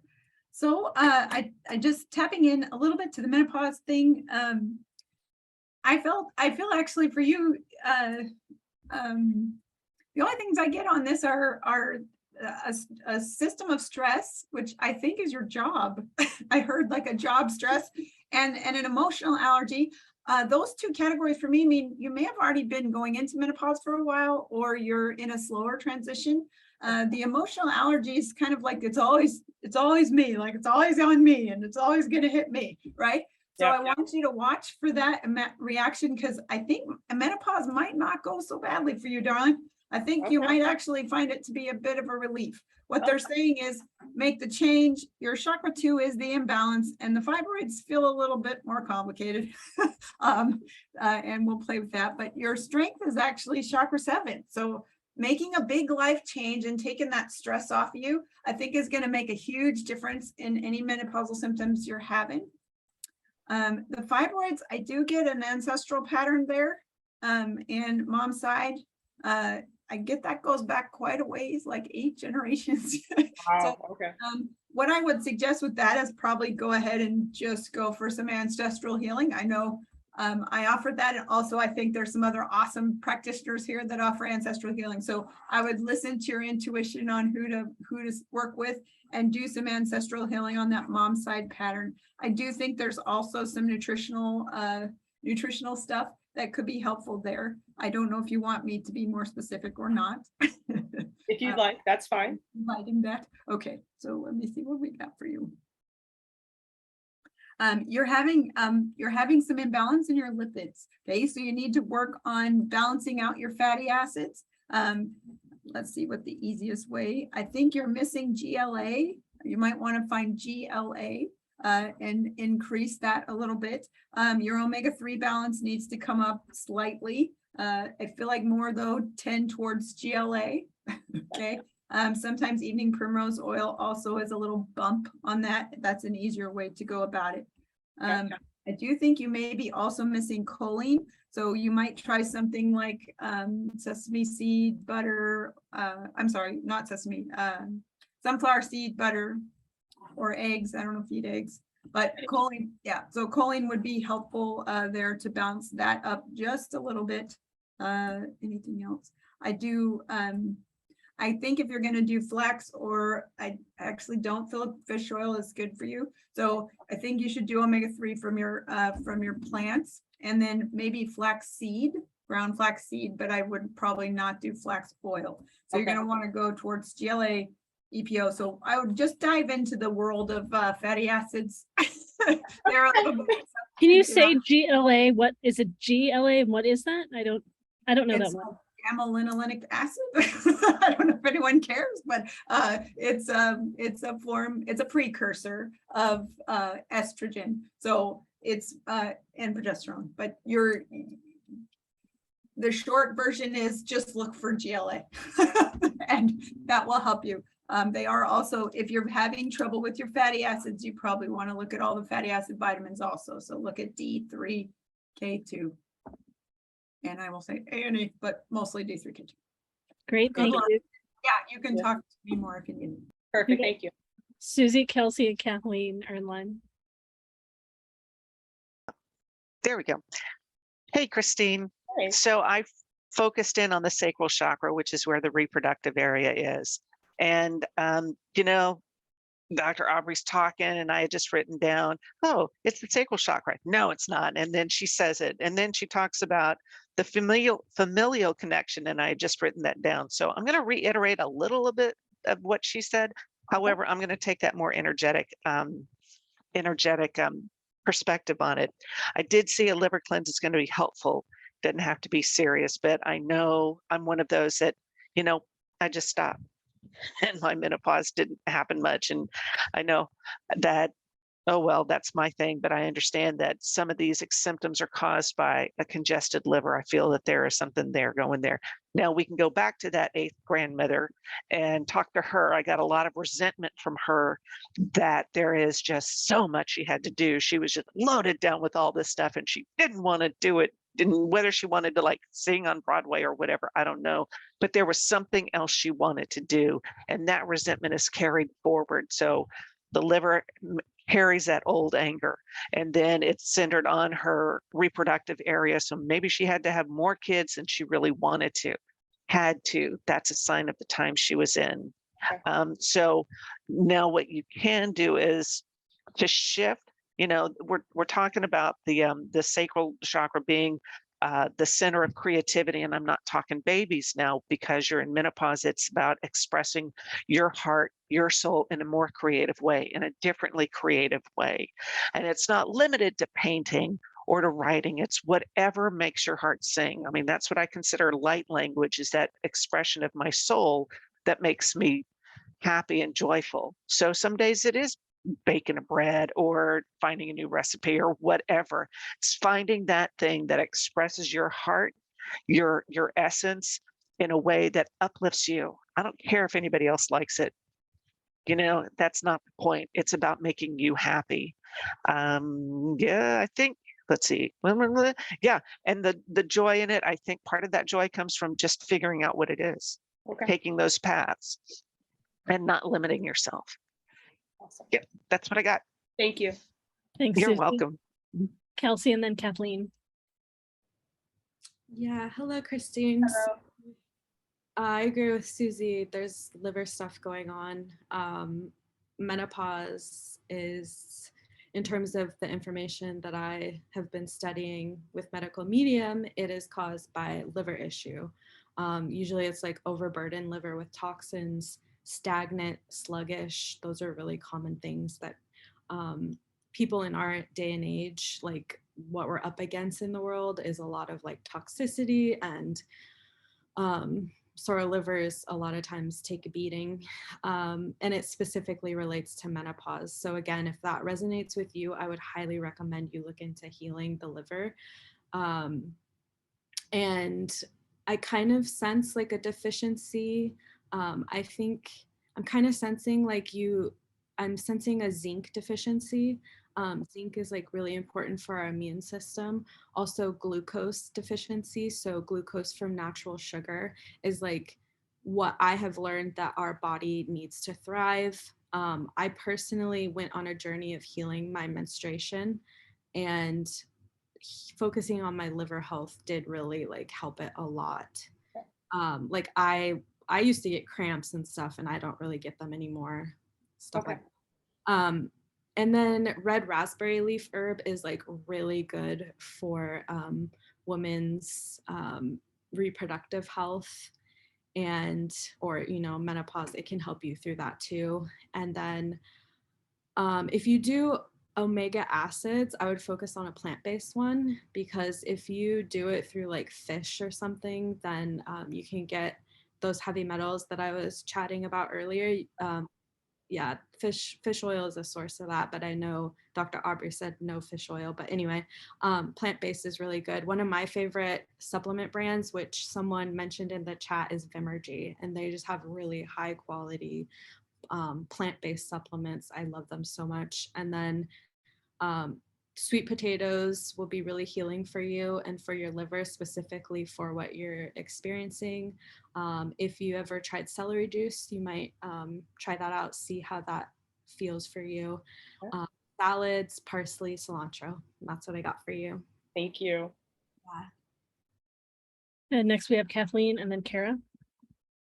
Hi, Christine. Hello. I just got a few things. I was getting some things on your that you're like very wired, and you know, your nervous system's really needs to get calmed down, and a lot of times our weak spots are where, you know, things go, like, you know, whenever you have a weak spot, that's where the pressures or the pains or whatever you got go. And so it kind of like gone to your nervous system and then there's other areas that you're talking about. I'm also seeing that like what Susy was talking about, I think it was about being you with the passion and the joy, to do things that make you happy, to find the things that you totally can just focus on. And you got, like, you know, you do something you love, you're kind of like lost in it, and you just like hours can go by. When you come back, you know, oh my God, 3 hours just went by. That's really good for calming the nervous system too, because you're totally out of your head, you're in your heart almost, you're doing what you love. The other thing was, do you have issues with blood pressure? Not that I know of. Okay. One of the things that I got was to check out taurine. It's good for the nervous system and also blood pressure. So blood pressure might not be an issue, but that's one of the things. And I've actually just discovered that recently, and I started taking it to myself, but it's not something you have to take forever.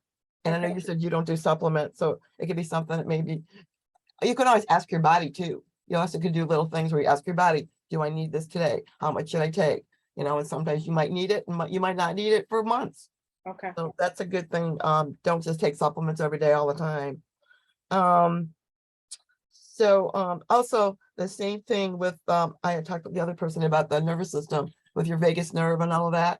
You do that little exercise where you kind of look up at the 3 o'clock, you kind of look up and then do that. And it's really quick. It works every time.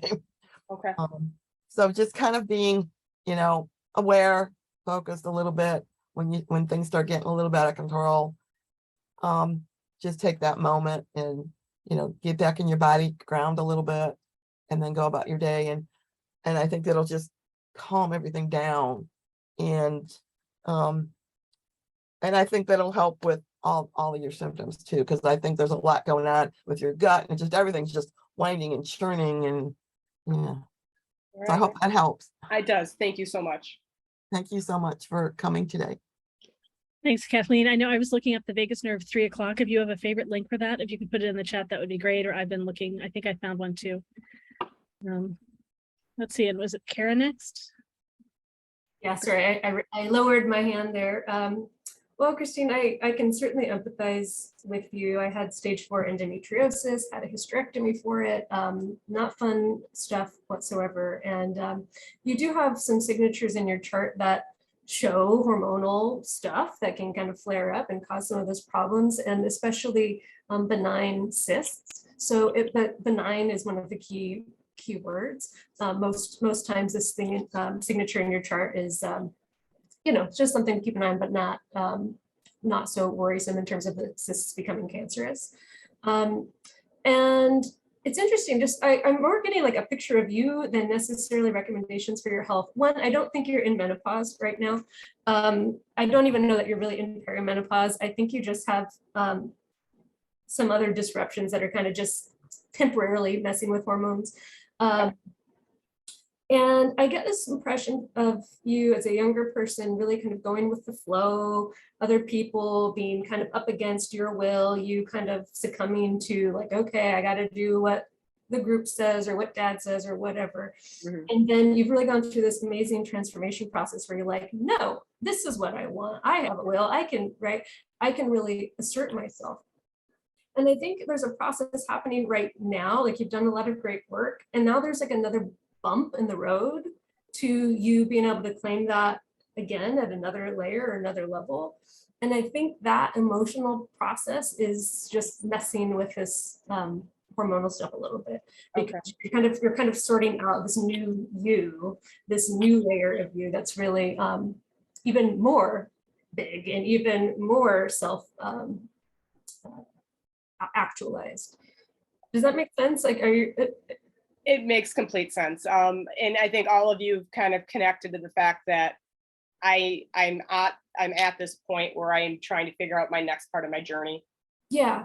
And I need to make the jump, and it's just trying to figure out how to make the jump, and with everything else going around with, you know, finances and, you know, and making sure that everyone's going to be okay. Like I said, you know, and I'm the one that always, you know, is the one that's like, oh my gosh, I got to make sure this, and everything's in a row. And I think I need to take a risk and know it's going to be fine. Yeah. And just know, like, planetary conditions might make things a little bit challenging, in that you have a thing going on right now, temporarily, it's just for now, for a handful of months, that just like create a problem that's really hard to solve. So it's just like, no matter how you look at it, you're like, I can't figure it out. And it's one of those things that time just resolves on its own, versus pushing, because the more you push, the more it's just gonna be stuck. But I do know that your chart, your natal chart, and also something called a progress chart, which is your soul's evolution right now, are both saying, I want to enjoy myself, I want to have fun, I want adventure. And so I think the more you lean into like, what lights me up, what is fun, and focusing on that, this other stuff will sort itself out. All right. Thank you so much. You're welcome. Great. Yeah, anything else for Christine? All right, thanks so much, Christine, for leaping in. Thank you. You're welcome. Cindy is next. Let's see, so we've got Cindy, Stacy, Sue, Mady, and Carol. If we get to everybody, we might not get to everybody. And also I've been putting in the chat, I put in some information on the vagus nerve, and before that, and I'll put it in again, we've got a feedback form, and if you'd like to share some feedback with us, we deeply appreciate it. And if you give us your email address, we'll put you into a drawing for a free 30-minute session with one of us of your choice, for everybody that's here today. Oh, that's on the chat again. So Cindy, all right, here you are. And anyone that hasn't, if you haven't sent your birth, time, date, place information to me or to Cara, who's in line to ask a question, please do that. All right, Cindy, what is your question? Hello. I had to go find my birth certificate. I didn't know what time I was born. So that was fun. So the couple things I had was, I'm just always curious about past lives and how that may be affecting me now, ancestry patterns. And then I would say the current thing I have now is I'm just really tired a lot. I could definitely, you know, go to bed at 9, sleep till 8 or 9, and always take a nap. So that's what I got.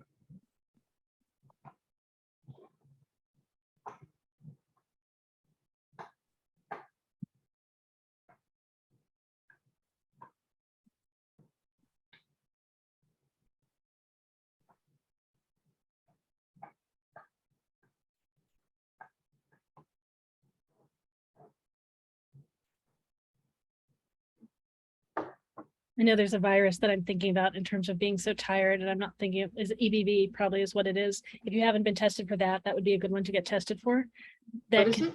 EBV, Epstein-Barr virus. It's incredibly common in the population, and it can create a lot of the just really exhausted kind of symptoms.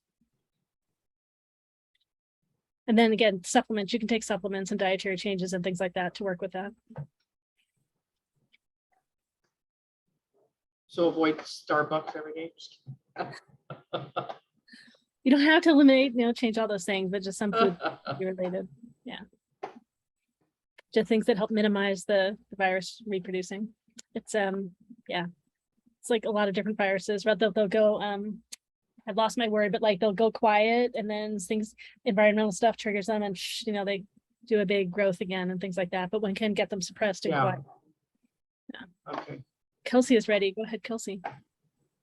Yeah, I always get little pings hearing what other practitioners have to say. But that did kind of come to mind for me too. As far as like I've learned, viruses can cause like chronic fatigue like issues. I specifically have gone through that too. It's a pain in the rear. But you know, honoring rest is just so important. I think in our culture, we're taught to kind of avoid taking naps or sleeping too long, but always like honor that for yourself. Other causes of energy issues could be an adrenal imbalance. So if our adrenals are getting really tapped out, then they get wonky. And so that is another potential cause there. And then there's also, if it's like more of like a minor energy thing, usually that relates more to the liver. And so like the liver will be needing some care. It kind of depends like the severity of it that you have, but those are just some ideas to look into. And then, yeah, I'll think if any like specific remedies come up, but I just wanted to share that for now. Thank you.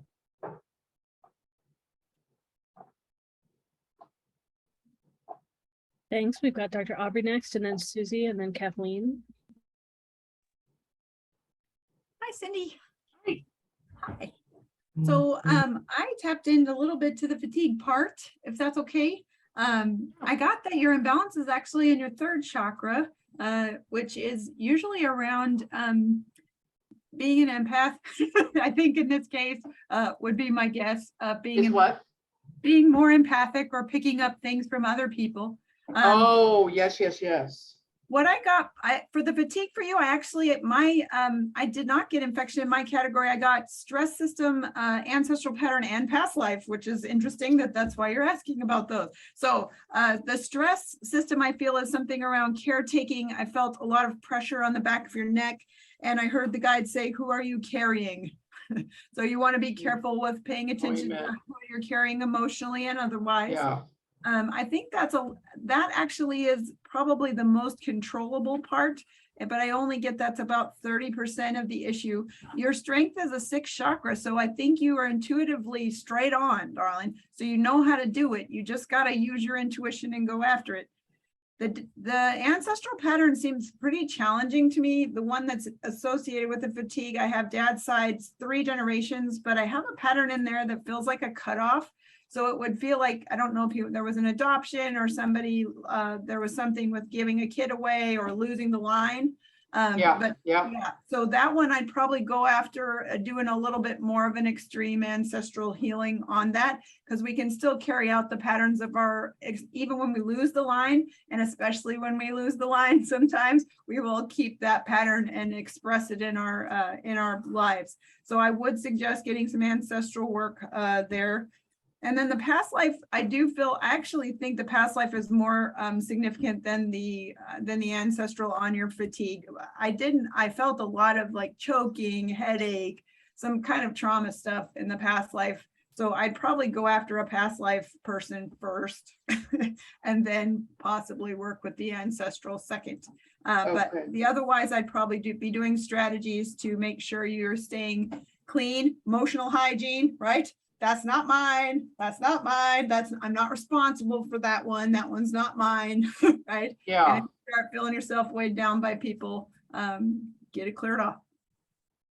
Okay. Yeah. And you know, what's interesting is I always get a lot of sensation in my throat. And I just thought it was like me being able to communicate and feeling like I don't communicate well. But I mean, I got to wonder if it's part of like the choking and the trauma. That is the symptom I felt with the past life, is like either choking and a pretty strong pressure in the head. So that helps. Thank you so much. Thanks, Dr. Aubrey. Next we've got Susy, then Kathleen, then Cara. Hey, Cindy. So I got, let's see. That's interesting that Dr. Aubrey got the paternal line, because I was getting something on the maternal line. Doesn't mean that they're exclusive of each other. So you've got some maternal stuff going in there, and that could possibly account for that throat chakra thing. There was, I don't know how many I don't know, 5 or 6 generations back. And again, it was a woman who wasn't able to speak her truth. I also got a past life that there was sort of a pioneer thing where that just kept going and kept going. And, you know, that old commercial was we drove and drove and drove some more. And that's what this past life was like a pioneer who just had to keep going and couldn't stop. Yeah, you know, that would be about that. You know, we could sit there and talk to that past life, but what I really want to address is, because we've identified that you're an empath, has anybody ever talked to you about shielding? Because as an empath, you go up and you're like this Velcro for emotion and other people's experiences, and that's what's sticking to you. When you go out, or even when you wake up in the morning, create a shield, set the intention, whatever image is going to work for you. I love to use a buckyball or just this like hamster ball of God around me, so that only the things that are good for me, that are in my highest good, are going to come through. You also need to clear that. You've got some guide over here, and I suspect it's Archangel Michael, who's like, just have her do this and blow on your finger and blow off all of that stuff. Yeah, that's Michael. Okay, but clearing that is really important, and then setting up that hamster ball around you, because that's going to help you not pick up other people's stuff. And yeah, I want to give you also the warning that saying, no, that's okay, I'll take on other people's stuff. Please don't, because that's impacting you in such a way that it's causing, I'm seeing an attachment over here on the left side of your chest that's not yours. So you can say, nope, that's not mine, and you give it back to God or source, or, you know, whatever you call it. It's going to help you. It feels like that's going to help your lungs open and expand, and also actually help with this past life, and not quite the ancestral thing, but, you know, making sure it's only your energy in your space. So that's where the clearing comes in and the shielding comes in. And yeah, that's what I got. Good. Have fun. Yeah, that's no, that's, you guys are, everybody's just freaking spot on. That's fantastic. It's so true. Yeah. Okay. Can I use that? Can I use that in my recommendations? We're also freaking on spot on. Thank you. That would make me so happy. Because I have been working on it in these, I have been working on it, but I don't really do the boundary, the closing up, or any of that. And so I think I've taken in way too, yeah. So it's perfect. Yeah. Yes. Thank Yeah. you. And you, in that same phrase that we said at the beginning, whatever I've done in dream time that's not in divine alignment, it's null and void. Learning to cut cords, making sure you put yourself in the protection, it's going to clear out so much. Yeah. Okay. Have fun with it. That's the other thing. Michael's saying, have fun with it. Don't make it this big, heavy, just go for it. Yes. Be light about it. Yeah. Thank you. Susie, one in a You're word in the welcome. chat too. And then Kathleen and Cara next. Hi, Cindy. Hi. Nice to see you. I was getting, when you were talking, my throat was getting like really heavy. I could feel it. Into my, so I got thyroid. Have you have any issues with your thyroid? I've taken pills for years for thyroid. Okay. And then I got your adrenals were compromised. Also hydration, maybe looking at your water intake and what kind of water you're drinking. Because a lot of times we think we're drinking water, but we're not really absorbing it. You know, we're drinking it and it's not going into our cells, which is what helps with generating and energy and things like that, and mitochondria and all those things we need for energy. Also, the other thing I got was, do you have any issues with sleep apnea? I just have a sleep apnea machine. Okay, so I got that showed up.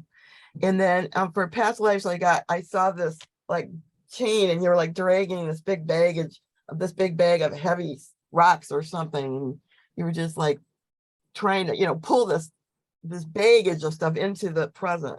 And maybe that's for you to clear. I don't know. I didn't spend a lot of time on that. And then also with the fatigue, we're all kind of going through that. So it's like compounds, because you've got, you know, the proteins and the COVID spikes and the planet changes, and So all of that, Oh, man. just be gentle with yourself. And if you need to rest, find some foods that maybe help with protein, give you some energy. Find, see some foods and things like that that'll help you have a little bit more energy. And yeah, and when you need to rest. And I agree with everything everybody was saying. And I picked up on the intuitive too. So that was what I got. And yeah, that was basically it. Wonderful. Thank you. Thank you. Thanks so much. We've got Cara next. Hi, Cindy. Hi. So a little medical astrology 101 that everyone can maybe have a teensy benefit from. Your sun sign has a lot to do with your vitality. As a Pisces sun, you have to protect your vitality more than any other sign, because Pisces just naturally are, like we heard, empathic, pick up on a lot of energy. So has sometimes the greatest challenges of all the signs with managing energy. So just, I'm thinking about the fatigue in general. This is just the energetic practices people were talking about are really important. And then the moon sign shows how your energy is distributed throughout the day, throughout your body. And for you, your moon is in the sign of Aquarius. So energy is distributed erratically. Sometimes you have a little bit of energy, sometimes Oh, you yeah. have energy. It's very much up and down. So this is just your baseline that you go through the world with, and something you have to be aware of in every situation. Really must protect your energy. Your chart is so similar to the very first participant we had. I thought I had done something. I thought I had pulled up the wrong chart. So you're having the same transit into the same planet as the first gal we talked to, who was, remember, I don't know if you remember, but she was like, go, go, go, go, go. So much is happening. And just, you have that same kind of pressure of like, go, go, go, which definitely puts stress on the adrenals. It doesn't, to me, look like a big long-term adrenal fatigue issue necessarily, but it's like a right now. So I just get this sense of like, I got a lot to do. I don't have time to rest. Some of that's going to ease up just naturally because the planet that's stimulating all that activity is retrograding now, but it's gonna, so some of that is going to ease up. I think that will help some of the fatigue, but it's probably going to ratchet up a little bit January and February, and then March on, some of that's going to calm down. I kind of get the impression from your chart that maybe there's some financial changes, maybe a business partnership or deal or something with another person that maybe is causing some stress, some emotional and mental stress right now. Does that make sense? Yeah. Yeah, I'm, there's always a lot of shifting of money, and I'm just trying to figure things out, how to live within my means. So yeah, it looks like there's a change that's kind of trying to be forced into being right now by the planets, which could feel quite uncomfortable. that makes a lot of sense. But it's pretty, I mean, it looks like if you're in action mode, if you have to make a decision, it looks like you're making it in the next day or two. It doesn't look like this pressure is gonna, or this stuff's gonna be kind of hanging around. There's gonna be some kind of resolution, I would think, the next couple of days. And I think that's gonna ease a lot of your tension once this decision gets made. Well, I just found out yesterday, a few days ago, that I finally, after paying my student loan for 18 years on time every month, the 17,000 left has been forgiven through the thing. So yeah, it happened a couple days ago. I found out. Amazing. And that is a huge, it makes me cry. It is a huge relief.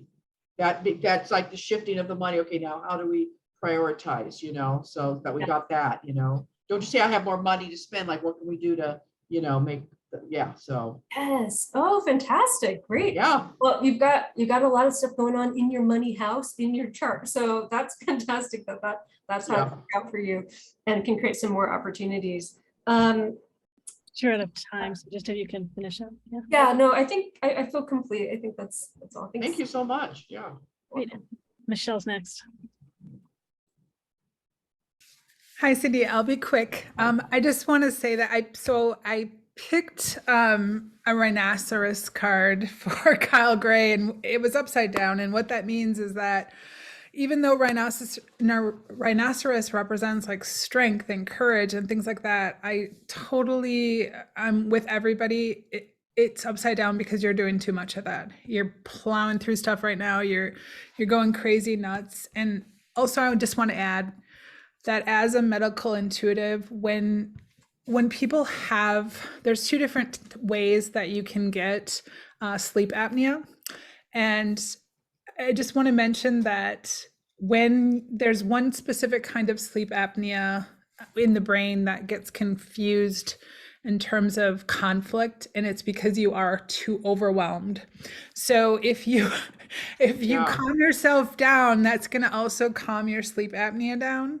And so I just want to really make sure that you take everybody's advice, because I think we're all telling you very similar things, like calm down, slow down. I love the fact that your student loan doesn't put any pressure on you anymore, because that's at least going to help you move into stillness a little bit more easy. So yeah, that makes a lot of sense. Thank you. And you know, the truth is, I don't have social media, but lately I've been watching YouTube right before I go to bed, which it's just an obvious common sense saying you're not supposed to do. And it's these interviews of like people at like Skid Row or something, you know, like these really sad stories. I have no idea why I go to sleep with that. So I have meditation apps and I have other things to do. So that's just, you're just confirming that it's like, stop that, you know? If you get some filters for your glasses too, so at least you don't have the blue light and all those things. Yeah, I mean, it's the silliest thing. So yeah, but I do that. We do what we do, right? And I work with homeless people. I'm a social worker. So I'm not sure why I go to bed watching that stuff. You know, it's like, or I watch the dogs who were abused, and then they've, you know, they've got to a great owner and they're have a good life now. But it's like, still, it's like that may it's like, yeah. Kara's got something to say about that. Yeah, I'm thinking things I can say too. Go ahead. Well, it's just so tiny. Aquarius moon people do not like to sleep. Do not like to sleep. Lorelai's got one, I got one. Hate sleeping, hate having to do the things of the body. Like, it's like, I don't want to be in a body at all. This is not fun. So anyway, I just am laughing hearing you. It's like, yeah, you gotta go do everything to tire yourself out to the last possible second to make yourself sleep. I don't know. Yes. Well, thank you, everybody. Everybody was so spot on. This has been really life-changing and helpful. Thank you so much. Thank you so much. Next in line, we have Stacy. Oh, I see Stacy already. Yeah. Yep. All right. And just practitioners too, we're getting close to when we were supposed to end. If some of you can stay late, we have a few more questions in line. If you know you need to leave, please, when you're done answering, if you could just check out, share your name, your contact info, and how people can reach out to you on the web. Stacy, go ahead. Okay. I just wanted a body scan as well to see what comes up. Like someone else mentioned, just figuring out what's next for me on my path. So I think a body scan would be good, whatever comes up. Right, great. I'm going to put you in the new category I'm creating called groupies, of people that come back to more panels and more events often. Great. I accept.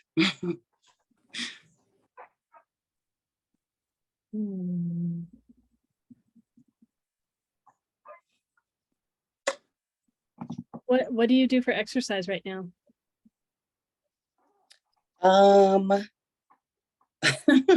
So maybe that's the thing that's coming up, is your body's wanting to move more, that I feel like that just a lot of things will be flowing better in your body if you move more. And it doesn't mean it has to be like hard exercise.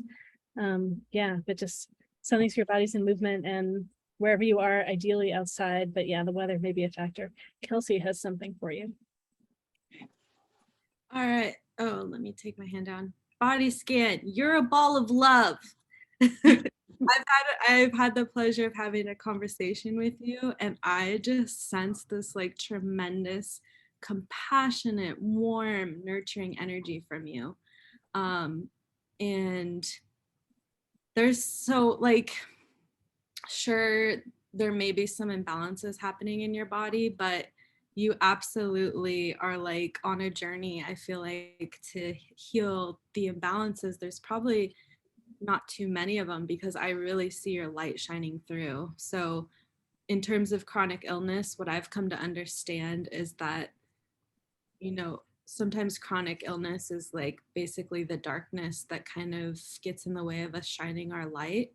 And so I just kind of sense that on the trajectory of things, you're getting really close to like really embodying your light and love.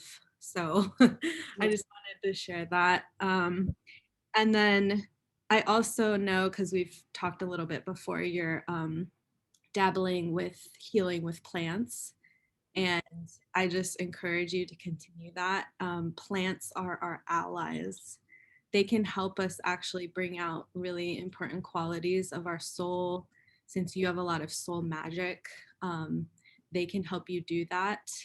And there's specific ones, it's kind of hard to like call them out, but definitely like your intuition is your power. So I would follow your heart based on what is calling out to you, fruit wise, herb wise, plant wise, and eat what feels good, what looks good, what has like good energy with it. Awesome. Thank you so much. Kelsey, got Michelle, and then Susy. Unmute. Michelle, yeah. Sorry about that. So what came up immediately for you was that in terms of, there's lots of grief and like forgiveness work. So whatever it is that's going on with you right now, it just feels like you continue to have issues with letting go. So my biggest thing for you is that if you're going back and forth in indecision in terms of whether or not you want to forgive either yourself or someone else, as an example, that's going to become a chronic issue. Okay, so the body becomes inflamed, it starts to heal, and then it goes back into the conflict, and then it starts all over again. And that's why things are chronic. So what came up for you in terms of a card was forgiveness work, and like true forgiveness work, not just, sometimes we do one of two things. Either we forgive other people and then we forget to forgive ourselves, or we forgive ourselves if it has only to do with us, but we only forgive ourselves on one level.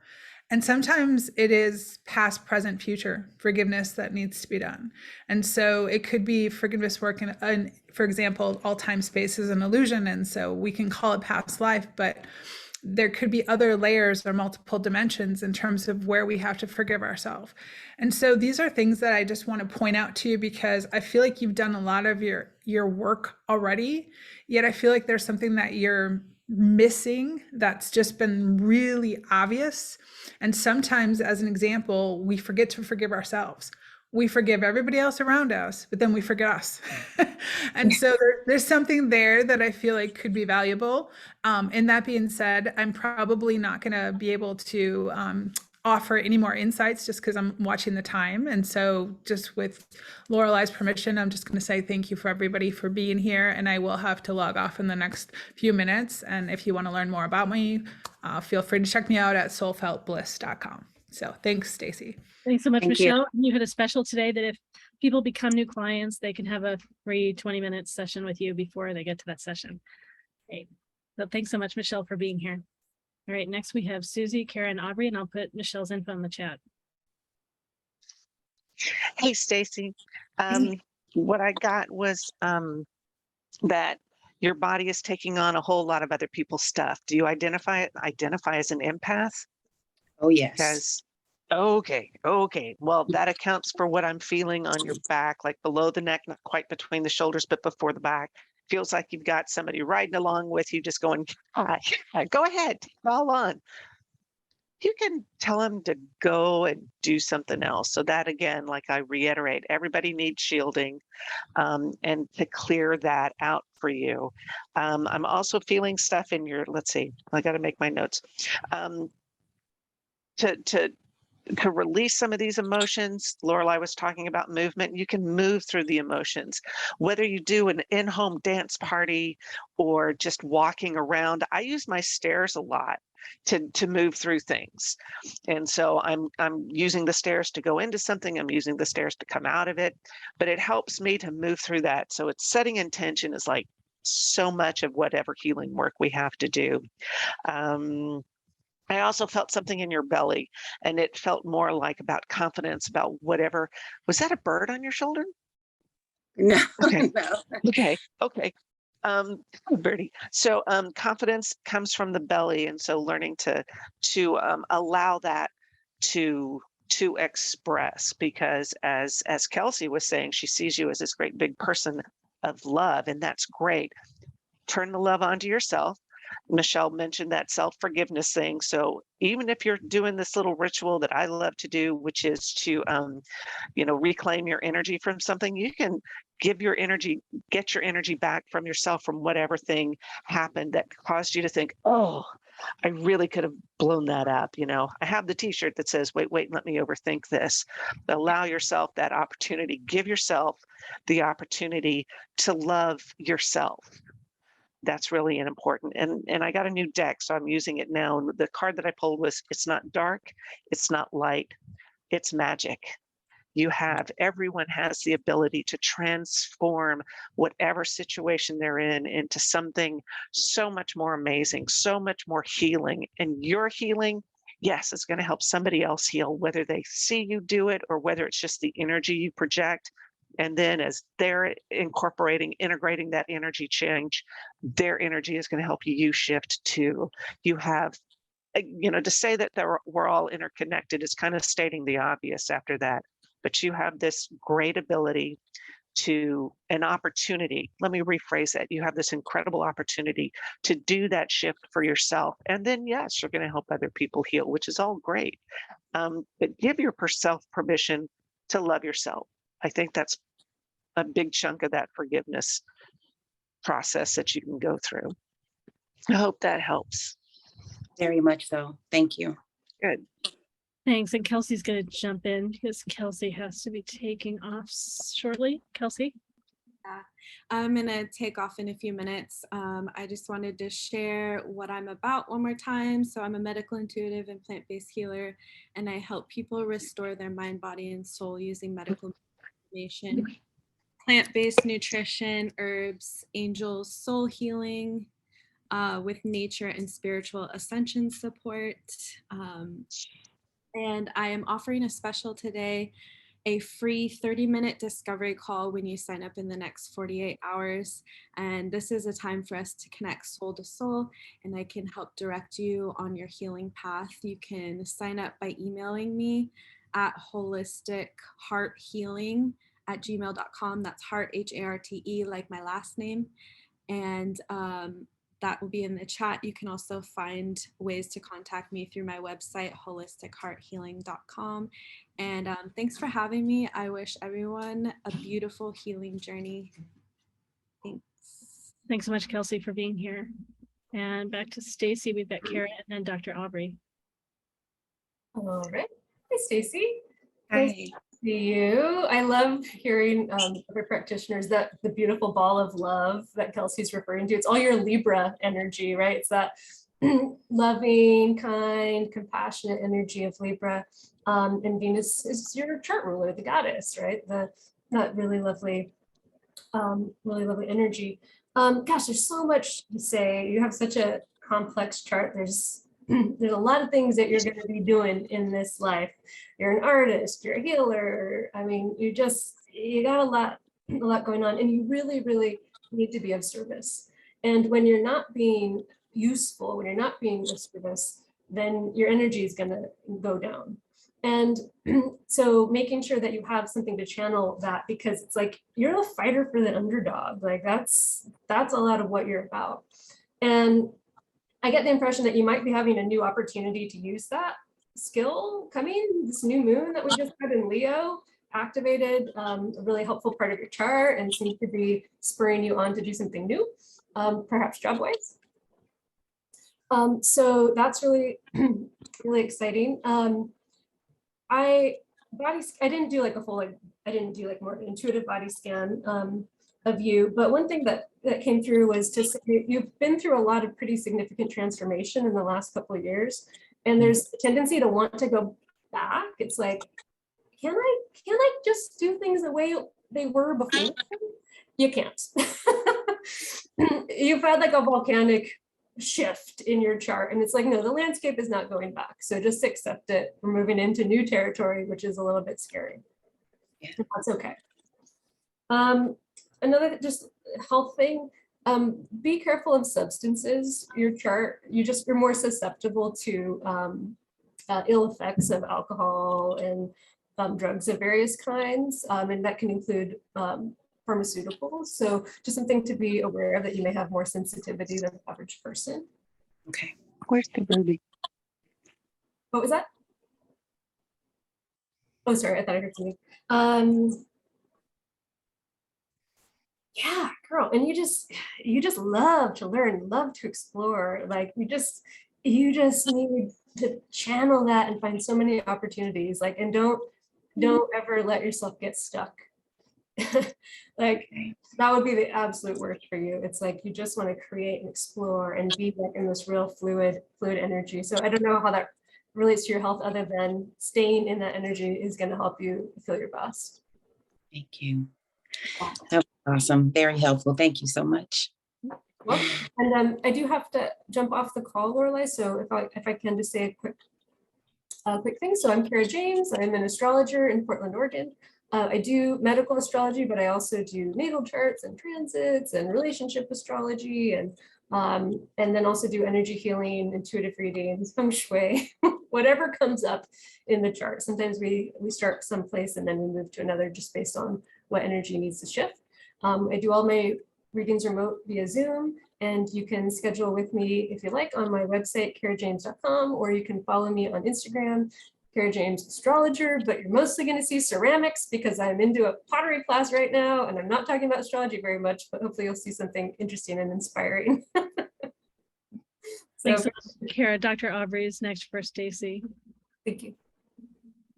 Hi, Stacy. Hi. Hi. So thank you. I'm really appreciating what other people are saying. And my first lead in, I guess, off of Cara's was I felt like you feel stuck and you're not wanting to step out. So I'm sorry that's an interesting lead in. So I have a chakra 2 imbalance with a chakra 5 strength. And when I was tapping into you, you have a really interesting, beautiful way, darling. I also felt some heaviness in your heart, and I felt, my impression was that it's like there's been years of power issues, like years. And it seemed like the forgiveness wasn't something simple to me. It was more around like just the way things have been for a long, long, long time. And I felt a lot of shyness in you, but it's the kind of shyness that's like the person who is a pure channel, like an all the way channel. So I feel like you are almost like you're not there in a way to a lot of people, but that when you open up and you smile and you express, they said voice of God is what they said to me. So I don't know what that means. That's intense, but the feeling is you can be a pure channel. So, and I agree with everything that everyone was saying. You're here to do a lot of big work. You're here, and I don't think you're in the way, but I could imagine that would be scary to step out into that. And I did get a few little things. The only one I actually heard was to be careful about your eyes. Be careful about your eyes. And I heard vitamin A, just like yelled vitamin A in my head. So you may want, that's like colorful plants, right? So red, orange, and green plants are really carrots, things of vitamin A, sweet potatoes. So you might see if, keep your eyes happy. And I got some constipation lower back stuff, but I think that seems like that's more around really that stuckness. So if you can, the best way to think about it in my terms is do take the risk. You want to find your people, darling. It's such a complex, because I don't feel like your people are going to be like, that's my person, that's my person, that's my person. It's more like these people need this voice of God, right? Yeah. So I come to this group when I'm here, I open and I don't know if that makes sense. I hope it does. Yes, so that's about what I got there. Express. You do you, but you is kind of intense in a beautiful, beautiful way. And you don't have to, it's like more like forgiving life for being shit. Sorry, I don't know if she's Mhm. right where I'm not supposed to say Yep. that on here probably, but that power differential was there for, I don't know what it was there for, and it was an injustice, but it's gonna help. Wow. Okay, bless you. Whew, thank you. Thanks, Dr. Aubrey. Dr. Aubrey. Kathleen is next. Just a few things. I agree with the, I forgot who it was the first, Kelsey.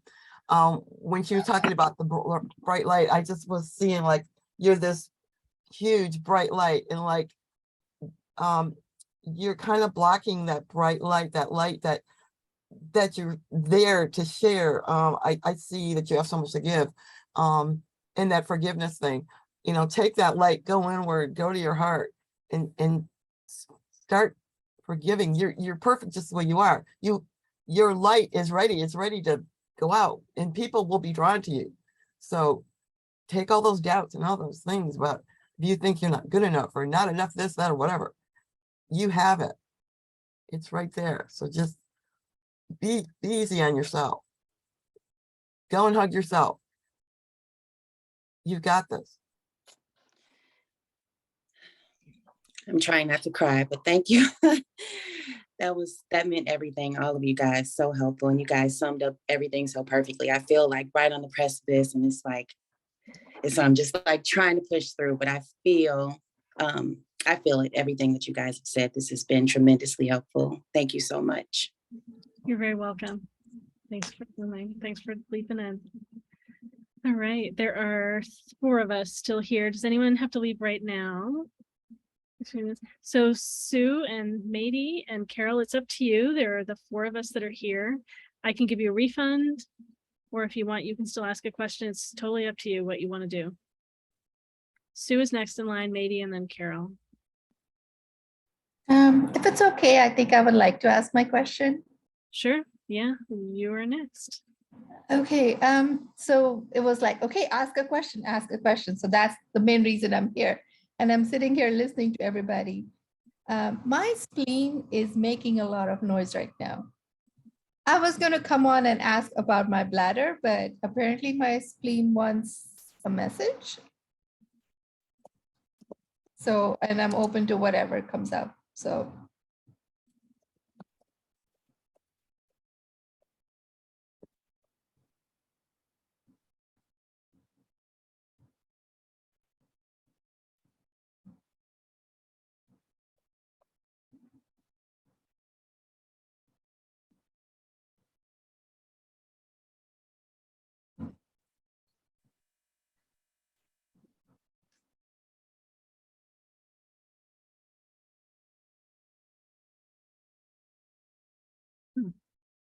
I'm just looking things up, right? Because this isn't specifically my thing. And so spiritual functions, it says the spleen chakra or prana chakra is the point of entry for prana or life energy into the body. So that's the source of power needed for success and victory. So that seems really, really relevant in a whole bunch of ways. Yes, I'm ready for some victory rounds. Right. So looking for where you want to put your energy and what's working and what's not working. And that's the question. What is not working and what is working? I'm just throwing everything to see what sticks right now. Right. I say like really letting yourself feel where you don't feel power, where you don't feel success and victory. And yeah. Sue and I have been having lots of conversations. We've been, yeah. Exercising. Go ahead, Dr. Aubrey. Hi, Sue. Hi. Hi. So for your spleen, I actually got some real specific things. I got infection and I got environmental toxin. So the infection one I got is actually a bacteria and candida. Those were the 2 that came up for me. Candida, are you familiar with those at all? Yes, because when Laureli talked about EBV, I was like, ooh, I need to get that done. I don't know if it's related to candida, but I was like, it's some kind of an infection. EBV is often related. I did get heavy metals in there, and EBV does often correlate in that world. I didn't get virus for the spleen part, although that is where it would live if it wasn't there. They have candida often elevates when heavy metal load is up a little bit because it helps eat it and balance it out. The bacterial part, though, I actually feel this is the bacterial, it feels like a bacterial imbalance, and it feels like this is around sugar to me. So you might want to look at how much sugar you're having in your diet, or processed carbs in the sugar realm. And then I think that might be coming up because I get that 70% of this is an emotional toxin. So like you're having a kind of a toxic emotional environment in your spleen is kind of filling in. Honestly, this is the one I kind of associate with like the news. So like, bad news all the time. And it feels like it's hitting the spleen and it kind of feels burny and annoyed. Annoyed's not the right word. Burny and hot, hot. And then I think that I would guess that would kind of make you want to eat sugar, possibly. I don't know how is sugar for you, but I'm actually not. I'm not eating sugar at all. I'm eating fruits every time I have a sweet craving. Great. So you're already working on it, probably. Yeah. Yeah. I'm working really hard on it. So yeah, diet is pretty good, except it's not consistent. Like Listen, I do eat regularly. Some of the things she said, I was just thinking about the visitors you had in your house last week. Yeah. I mean, it was a lot of not emotional expressing myself. So yeah. Well, I hope that the nice part about having an emotional toxic environment is when they go home. They did. And it doesn't have to. Yes, I hope maybe it'll already get better. And neither of the bee or the infection things felt like to me like you needed to kill it off or anything. They feel like they're trying to kind of balance out for you. It feels mostly like you want to be gentle with yourself on how much you pick up emotionally. And possibly look at heavy metals a little bit. Okay. Thank you. I sent you the heavy metals list from Kelsey from earlier. Awesome. Thank you. Susy. Hey, Suze, nice to meet you. So you were talking spleen, and that phrase comes to mind of to vent one's spleen. And then as Dr. Aubrey's talking and you're talking, it's like, well, yeah, that's where some anger is being held there.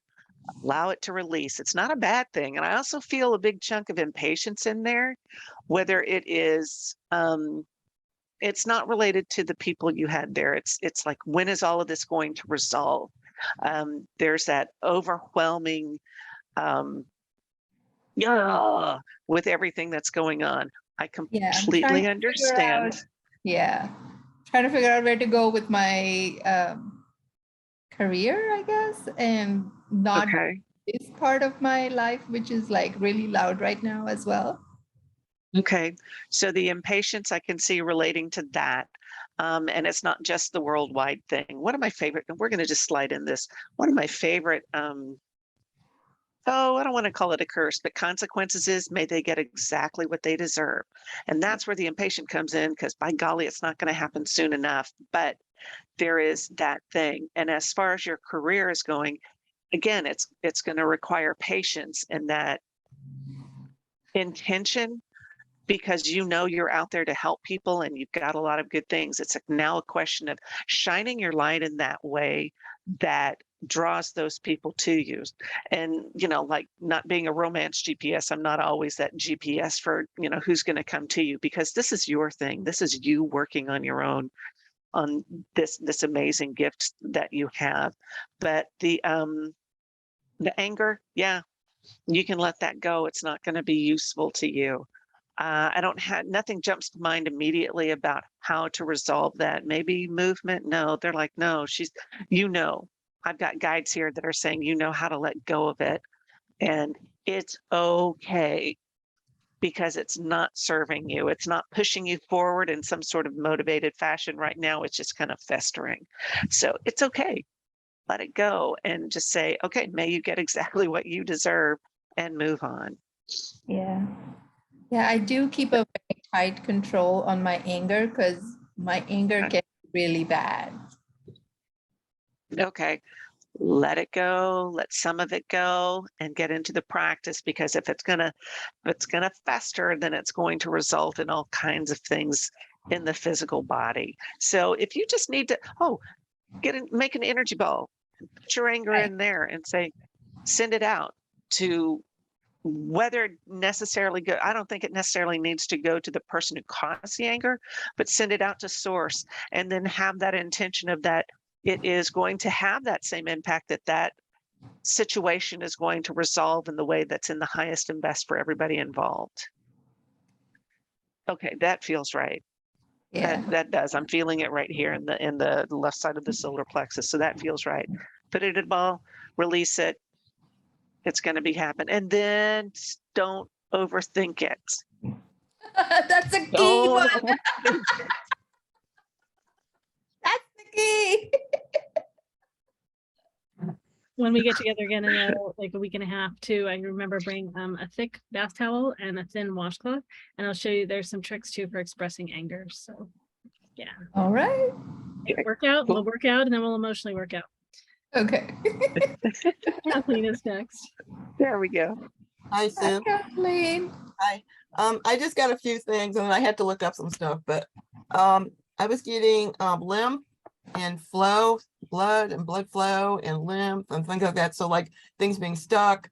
Also, it's all sticking down in there. The worry.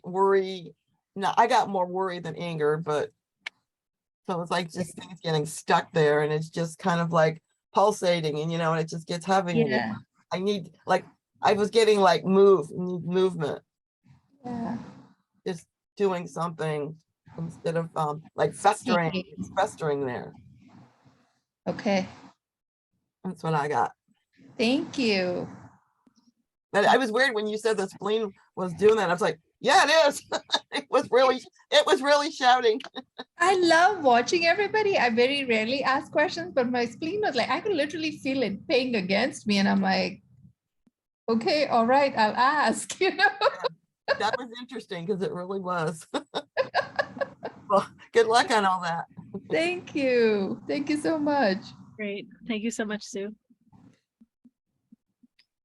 All right, next we have, if I'm pronouncing it correctly, Mate.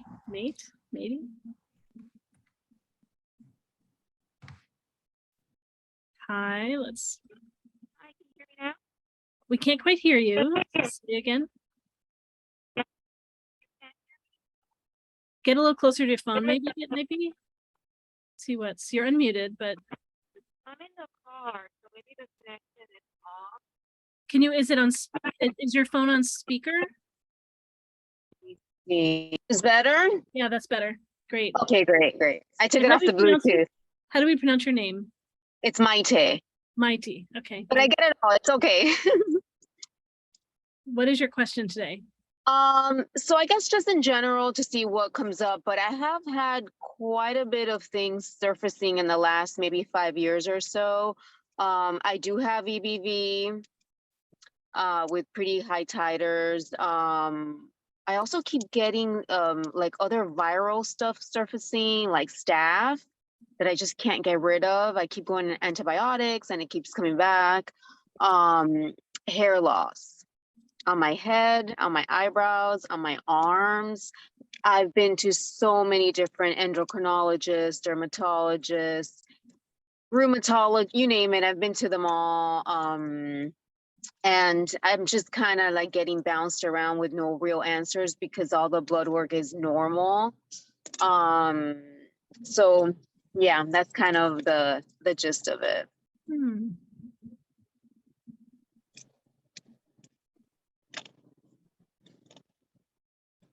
Did you have a parent that was a bit of a perfectionist?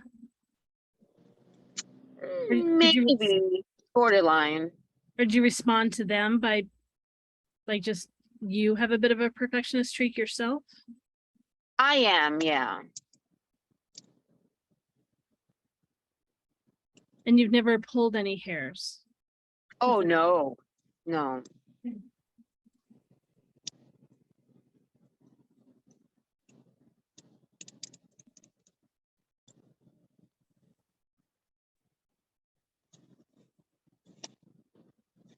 Let's tell you a little about your eyes while they're checking in. So maybe your first talent has to do with emotions and using emotions. It's about seeing not only how things are now, it's about seeing what's possible and wanting to inspire and motivate people to stretch and reach for what's possible, using emotions to pull people forward, so helping align people towards a goal. It'd be really bothersome if people are not aligned, just picking up all the emotions of the people around you and all the ways that they're not aligned, and that can feel really, really hard inside. It's important for you that you do things that you believe in. You want to see progress towards what's possible. It can start off really tight and get focused internally and get really tight internally, so that it gets more relaxed into what's wanted, where it might be what they see, and it might be just wanting what's wanted and discovering what's wanted and trusting the process and the journey. Say a little bit more. And then also freedom, creativity, and pleasure are so important to you, sensitivity to energy. So we mentioned earlier about maybe like boundaries and shielding, and so some things like that. And then just looking at your environment and anything in your environment that isn't pleasurable. I just wonder that your body might be reacting to something else that's there, that you could do some other changes with the environment, physically or energetically or something like that. So those are some of the things, because Yes, the second talent is so sensitive to that. Yeah, that definitely resonates. Yeah. Yeah. Great. And I think Dr. Aubrey and then Susy. Thank you. Hi, it's my take. Yeah. Hello. All Hi. right. So I went in on the hair loss and I got actually, it's funny that we had it was a Casey or Stacy, she went off, but this what I felt for you is strongly Epstein-Barr. And I do think pretty much all things medical medium would be really appropriate for you. So you might want to check into her. But I got a chakra 4 imbalance. I do think that if you want, endocrinologists don't often run Hashimoto's, but you may want to run Hashimoto's panels or have them run those. Did they come back positive or not? Did they run those? I don't know specifically about Hashimoto's, but they have run so many panels. You have no idea. I mean, I've had hundreds of labs done and everything's normal. Yeah. I think it was a TSH has been rather low, but within normal values. I do have a thyroid nodule. Yeah. I So forgot to mention. you might look at anti-TPO and just go back and look at anti-TPO and anti-thyroglobulin. I think it's the TPO for you, but they're showing me it's at a lower range. So the thyroid issue sometimes is a combo here between heavy metal toxicity, stress, but what I heard for you is EMFs. They were like out of control on EMFs. So you got to be careful really with EMFs. And usually the things that counter EMFs, well, vitamin D3 levels are important. But I feel for you, you might actually want to mitigate. So do something like there's a company called FLFE, Fluffy, that actually does a frequency into your house to counteract all the EMFs. You've played with them, but you might want to dive into the EMF world. And I feel like you're very sensitive and that's affecting you a lot. There's an ancestral pattern here on your dad's side, about 6 generations. They said that it's kind of like hard work. Like if you just keep working, then you'll get through it. Hard work, hard work, hard work. So you want to watch for this being something that maybe you don't want to look at it that way, right? So this might be one where you don't need to work your way through the system and do everything and have to work your way through. This is something that is something bigger impacting you from a toxic environment. And I think I would really look out of the box here I wouldn't go Western medicine as much on this. Your strength is your 6th chakra. So go intuitively on this and then see what you're guided to. I would again say medical medium, this is his whole area. So I'd look after his stuff. Thyroid healing book would be a really good one to look at. I've read it. Yeah. Thank you. Mentioned nodules in your thyroid are normal. It turns out tons of people have nodules. It's very, very common. It's the qualities of the nodules that matters. So like that's the thing. They've been checking it for 5 years now, maybe 6, and it keeps getting worse. So they're saying it's highly suspicious for cancer. It doesn't have blood. I'm sure you checked. Is there blood going to it? I don't think so, but it's becoming more dense. But they won't biopsy it because it's too tiny. Look at the EMFs. If Nice. you have heavy metals plus EMFs plus Epstein-Barr, that will grow a nodule. And look at iodine, obviously. Do you live in a house? Do you live in a multifamily structure? I What do live you- in on a friend's property. It's like my own private studio, but it is attached to the house. I do live right next to the freeway. And power lines, or where are power lines near you and those kinds of things? Yeah, and I cannot wait to move. I'm in the process of sorting that out. Yes. So when you were talking about the environment, I was totally like, yes, I am not content with my surroundings at all, because I do feel it's very toxic. All right, Susie's next, and then Kathleen. Hey, my take. I got that. Okay, so first off, with the EMFs, shungite is a really good stone to have around because it absorbs it. I even have one on my phone. Of course, it's under the cover, but yeah. And I have like stones all over my place with me, so that really does help that. I got that also that you have attachments. So if we're looking at cords, they're on the back, so that means it's coming from someone else. And you can dissolve those cords using intention. I feel though, in your case, you're going to just need to smash them and really crash them apart and use the language that Lorelei doesn't like it when I use online when you're talking to them. But just be really fierce. And then you're also crashing and encapsulating that which is attached to it. I'm not really able to see what it is that's attached to it. They're showing me that it's more important that those cords be removed. And then to fill in those spaces the cords were with whatever healing light you want to do, whatever intention you want to do, but you want it to heal and then cover it up. And then of course, protection. Doing that shielding, that's really going to help you. I also felt that there was a past life in which a soul vow was made. A soul vow was made, which included the word never. So I will never, and I think it's related to the thyroid, I will never speak out against you, or I will never do something. And that's an instance where you can do that energy retrieval or a soul contract rewrite. I like the energy retrieval much better, that it was a past life in which you were coerced into giving that vow because you were manipulated into a panic. And I don't see if it's anyone here in your life now, because I'm very focused on trying to help you shift, but I don't see who's attached. I wonder if that's related to the attachment. It's very possible it's related to the same attachment, but doing the that energy retrieval, I feel, will help to mitigate some of that.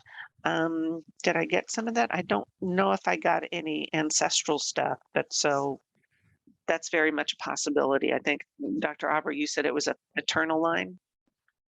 Okay, so I think that's a great idea to look up that way. Yeah, that's what I have right now. I hope it's helpful. Yes, I'm not familiar with the energy retrieval. What does that entail? Okay, real quick. Okay, first off, I have a podcast on my website that you can look up, forgiveness. Okay, and I said, okay, I don't think you were here when I was talking about forgiveness is retrieving your energy from somebody else. It's not there, we can replace the boss. So at least that's consistent. So putting yourself in a place of power, however it looks to you. So it could be a chair and you're up on a dais, and whoever has offended you, or this soul contract person, I am just seeing this just energy in front of you, oval shaped energy. So it could be, it's somebody who's come around, and you stand there and you say, you have my energy, I want it back.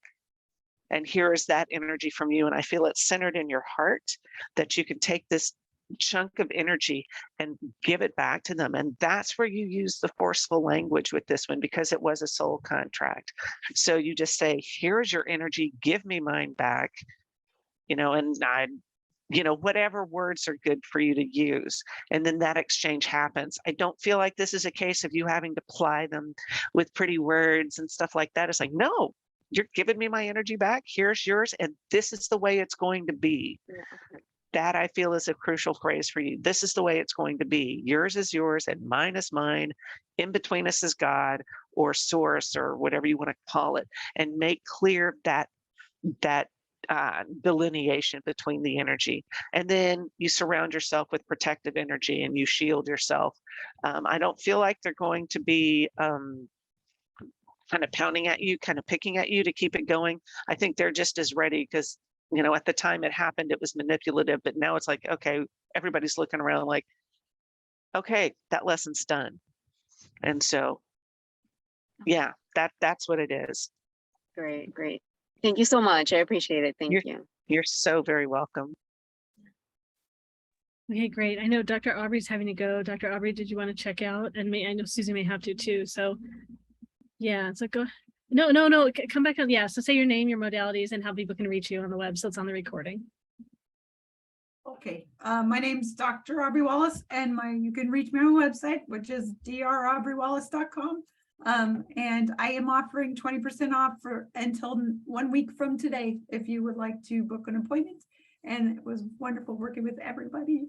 And I really love working with you, Susie. And I just Thanks so much. It's wonderful to meet you. So thank you, Laureli, and I hope everyone has a great night. Lovely having you. So yeah, that was draubreywallace.com or draubreywallace.com. Yeah, and Mighty, we've got, yeah, Kathleen still wants to share. Great. Thank you. Go ahead, Kathleen. Mine's short, but what I got right when I saw your pictures, emotional, like it was really strong, like this emotion. It was just this heaviness, and I could see it settling in your body. So it's like it went from, you know, being out here to becoming a physical, and it's just there's this heaviness. And what I got was to at night sit down and write and ask your body what it wants, and it'll tell you.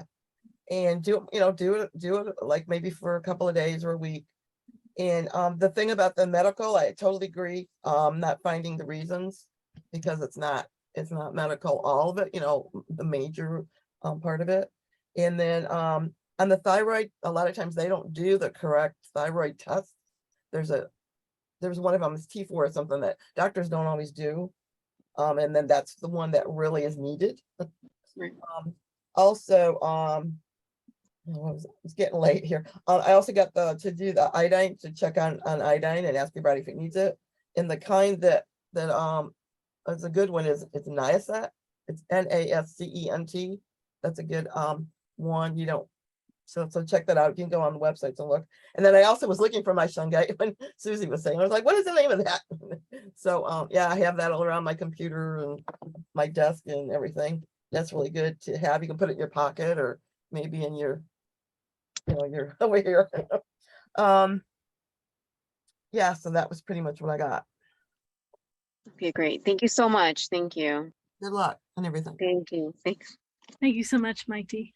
Thank you for taking me last minute. Thank you. Oh, you're so welcome. All right, so Susie, did you have to go now, or are you still? Oh, you can stay. Okay, so just one more. All right, Carol, so you're up next. Here, okay, the three of us. Yeah, let's go. So hi, I'm Carol. I got sick in 1997 in November, I believe, and it got to be pretty horrific. I ended up losing my sensory neuropathy. I ended up getting sensory neuropathy, had a lot of testing. And I was just wondering if you guys could look at that a little bit and also see if there's anything I can still do now to help at least my body stay, well, I don't know if it can be healed or not, but that would be a good question. And if there's something I can do to help strengthen my body in ways that was inflicted back then. So I just know some of the things that show up for me are, have you ever done network chiropractic? It's a very, very gentle chiropractic work. It's energetic. I maybe have not. I did chiropractic, but it may not have been called network chiropractic. Yeah. So with regular chiropractic, they're physically manipulating your body, and with network chiropractic, it's almost entirely energetic. They almost don't touch you at all. and it makes huge shifts of, I've had it for years, so it makes huge shifts in the body also. Yeah, so that's something. And then, and this may be too harsh, but like one of the machines that I happen to have is a whole body vibration machine. So what that's doing is it's simulating falling. It's like a little seesaw. There's several different forms of it, but one of them is a seesaw. So the one I have, it's it tips back and forth like a seesaw. I'm gonna be able to show you when you're, yeah, it just tips back and forth like this, and it simulates falling. So it tips back and forth. You're standing on a plate, and it simulates falling. So your whole body is responding of like catching yourself, but it's so quick and so subtle you don't realize it's happening. But it's an exercise of the whole body, and it gets the lymph really moving throughout the body and some things like that. So it can be set where it's more of a massage or it's more exercise, depending on the speed and things like that. You called it whole body? Whole body vibration. And you're in this, I know, are you in the Seattle area? I'm in Renton, yeah. Yeah, so I have a machine at my house. So I know I'm a distance away, I'm in North Bend, but there might be some exercise or like weight loss studios that have them. There was a whole studio in Portland that had all kinds of different machines. Yeah, so a more subtle version of it. Mine might be a little too harsh, too simple, too harsh, but I just wonder about some things like that, of just like kind of lighting up in a good way, like your whole body. And that's where the network to me seems something like that too.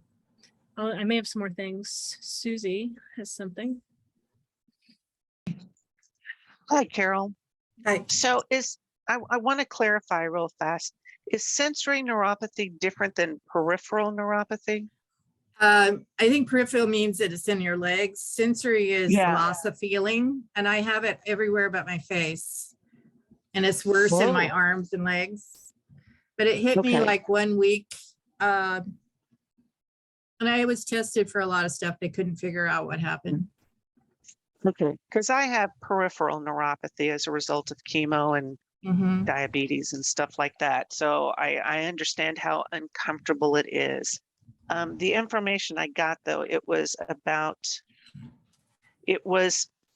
feels like it was a survival response, a trauma response to what you were going through.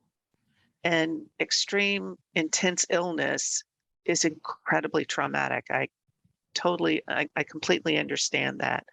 So your body dissociated from all of this feeling, the physical feeling and the emotional feeling from this.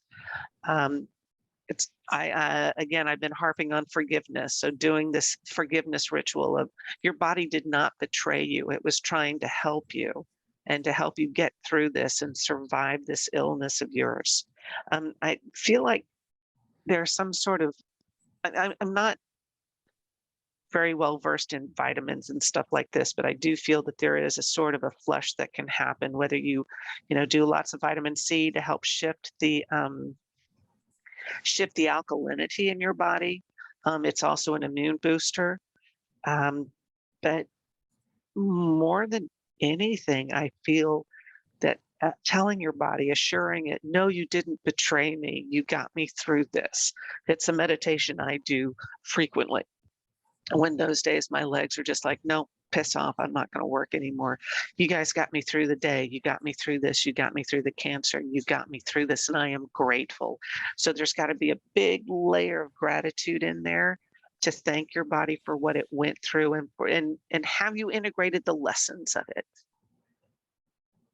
Cancer is about unexpressed, whatever it is, depending on the body. Integrating the lesson from your illness and thanking your body for having gone through it and for getting you this far. Because you said this was the 90s. And so we're looking at over 30 years. Oh, yeah, it's close. Yeah. It's over 30 years, 32 years of having survived this. And you did great because you survived it because you have more to do.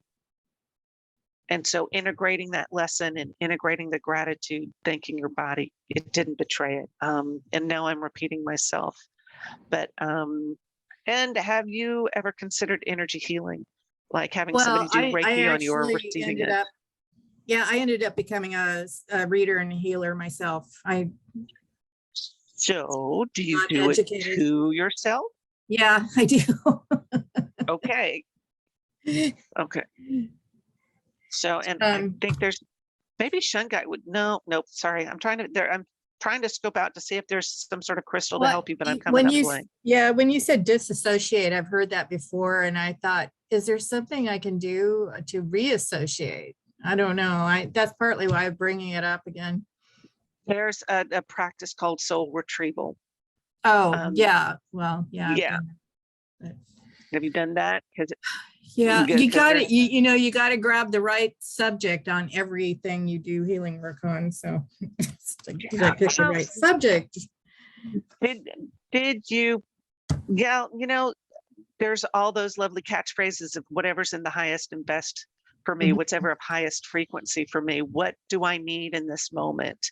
So there's some soul retrieval you can be doing.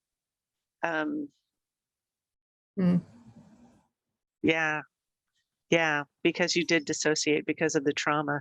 It feels like it's going to need some coaxing out, because the illness kind of stole that part of your soul, and it's holding it and saying, nope, nobody can have you. And you can go in and go look at it, look for it, and say, look at where we're at today. That part of yourself that was left there, you can say, look at where we are today, and you can help me become more whole, and you've got this, and the illness is gone. The illness is no longer a part of your life in this moment. And I feel the coaxing, and it's not manipulative, it's assuring it. There's a lot of fear surrounding that complete integration. Yeah, I've got a podcast on that too. Yeah, that's what I got. And good luck. Thanks. Yeah. Well, thank you. I put a couple of the medical medium links in the chat, and keep celery juice. He keeps going back to celery juice, and I also put in the list from Kelsey about the foods for heavy metals. So he keeps talking about EBV and heavy metals, and I don't remember, but yeah. So just some of the different things, and the other thing just occurring to me is anything that you experienced in your childhood that had you not feel comfortable or safe in your body, like any of those things. Oh, are you asking me? Any of those things that are left to heal. There could be some mental block of wanting to reconnect with your body. I have done a ton of work, and I think there was, and I don't know if it was huge or not, but it was probably really young, so it probably was huge. But I've done a lot of work, and it, whatever that is, I don't know what it is. And you don't have to know. I've had people bring it up, but it's almost like, do I need to know? But you don't have to know. You don't have to know. You just have to have a knowing in your body that there's something. And so you can use anything that represents you when you're little, and really just holding her and cuddling her, and just, I know that something happened that was really, really bad, and I'm here with you now, and I got you now, and it's okay. Yeah. Okay. And layers of that. Okay. And Kathleen has more too. Okay, so some of this is stuff that I've been like working on to share it with you because it's kind of relevant, I feel, too. Again, like I said to someone else, is to ask your body what's going on, what does it want? See yourself as whole and complete and healed, and think of a time before you got this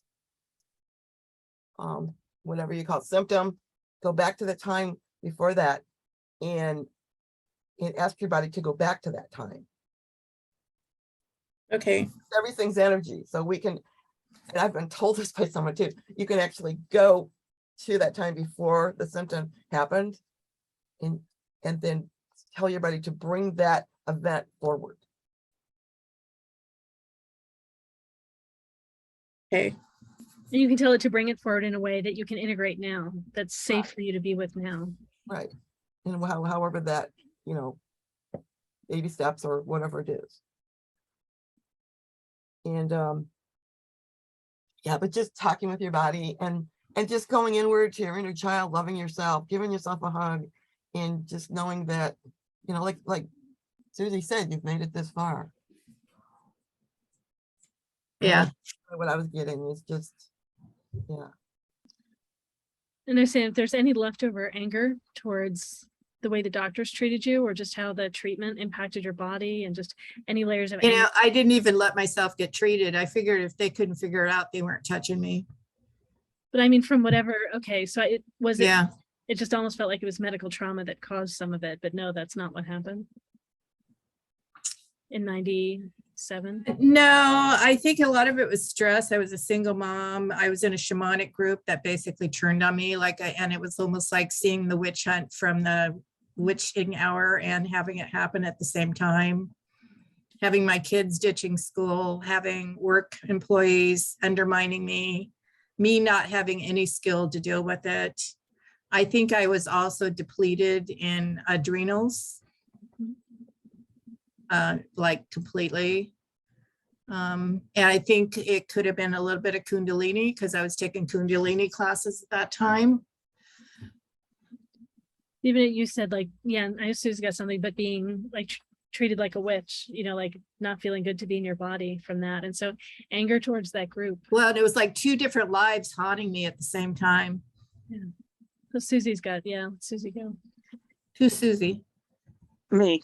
Oh, hi. Me. Oh. I gave you your first answer. I do believe there is a lot more soul retrieval to happen because that is incredible trauma there. And you may actually have somebody from that shamanic group understanding the practices there.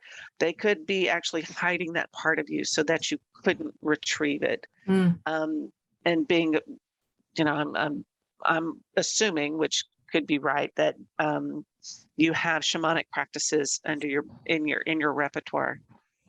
So that would be. I do, Or but do you?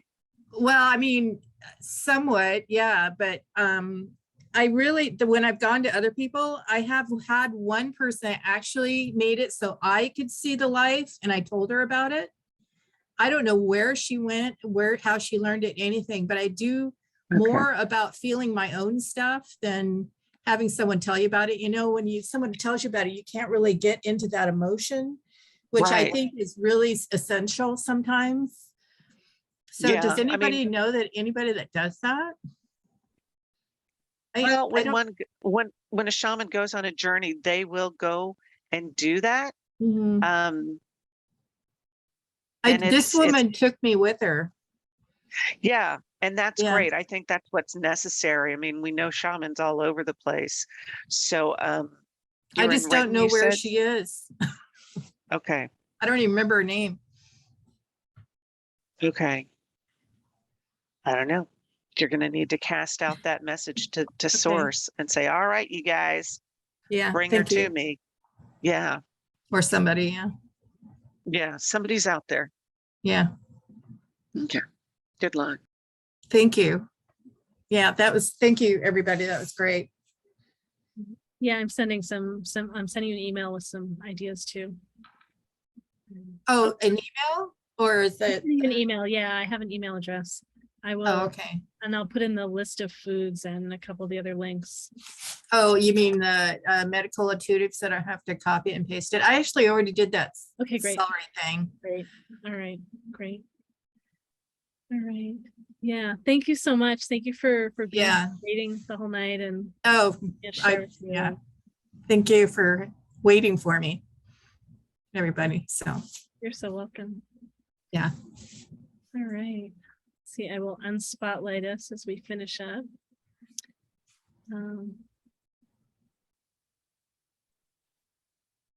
Let's see, Susie and Kathleen, why don't you go ahead and check out, and I'll share more about MeWe.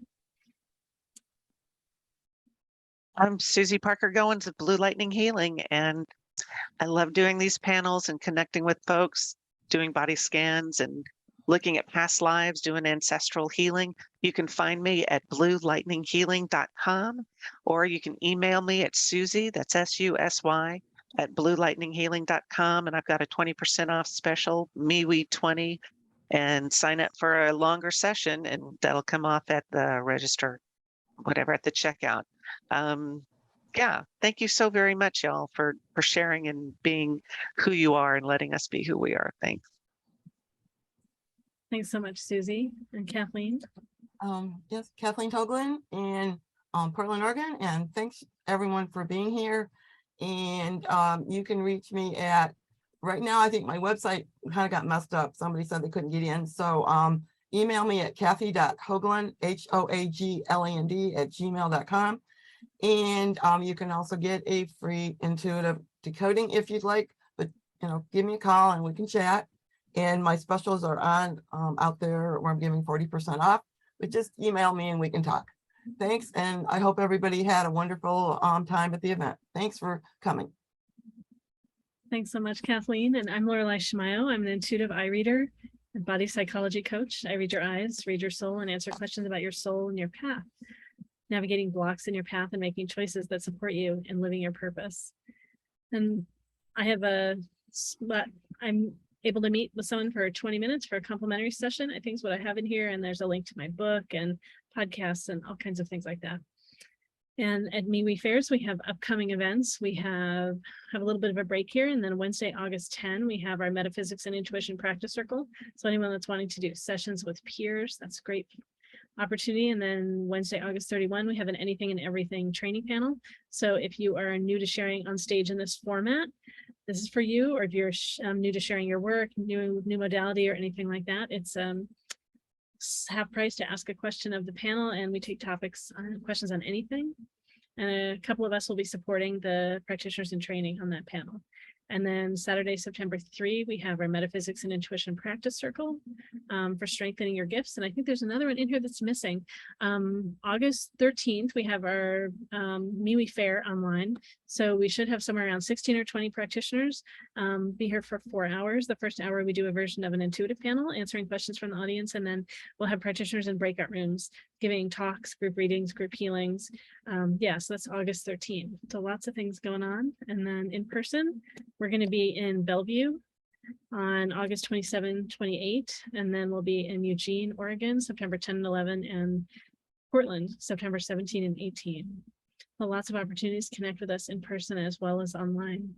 You can find out all of our information at mewefairs.com, MEWEFAIRS.com. I will put the link in the chat again for giving us feedback about tonight and getting into the drawing for a free 30-minute session with one of us of your choice. Thanks so much for being here. We get to have these events, doing it all together as a community, all of us here holding space for each other and asking questions and answering. And thanks so much for being part of it.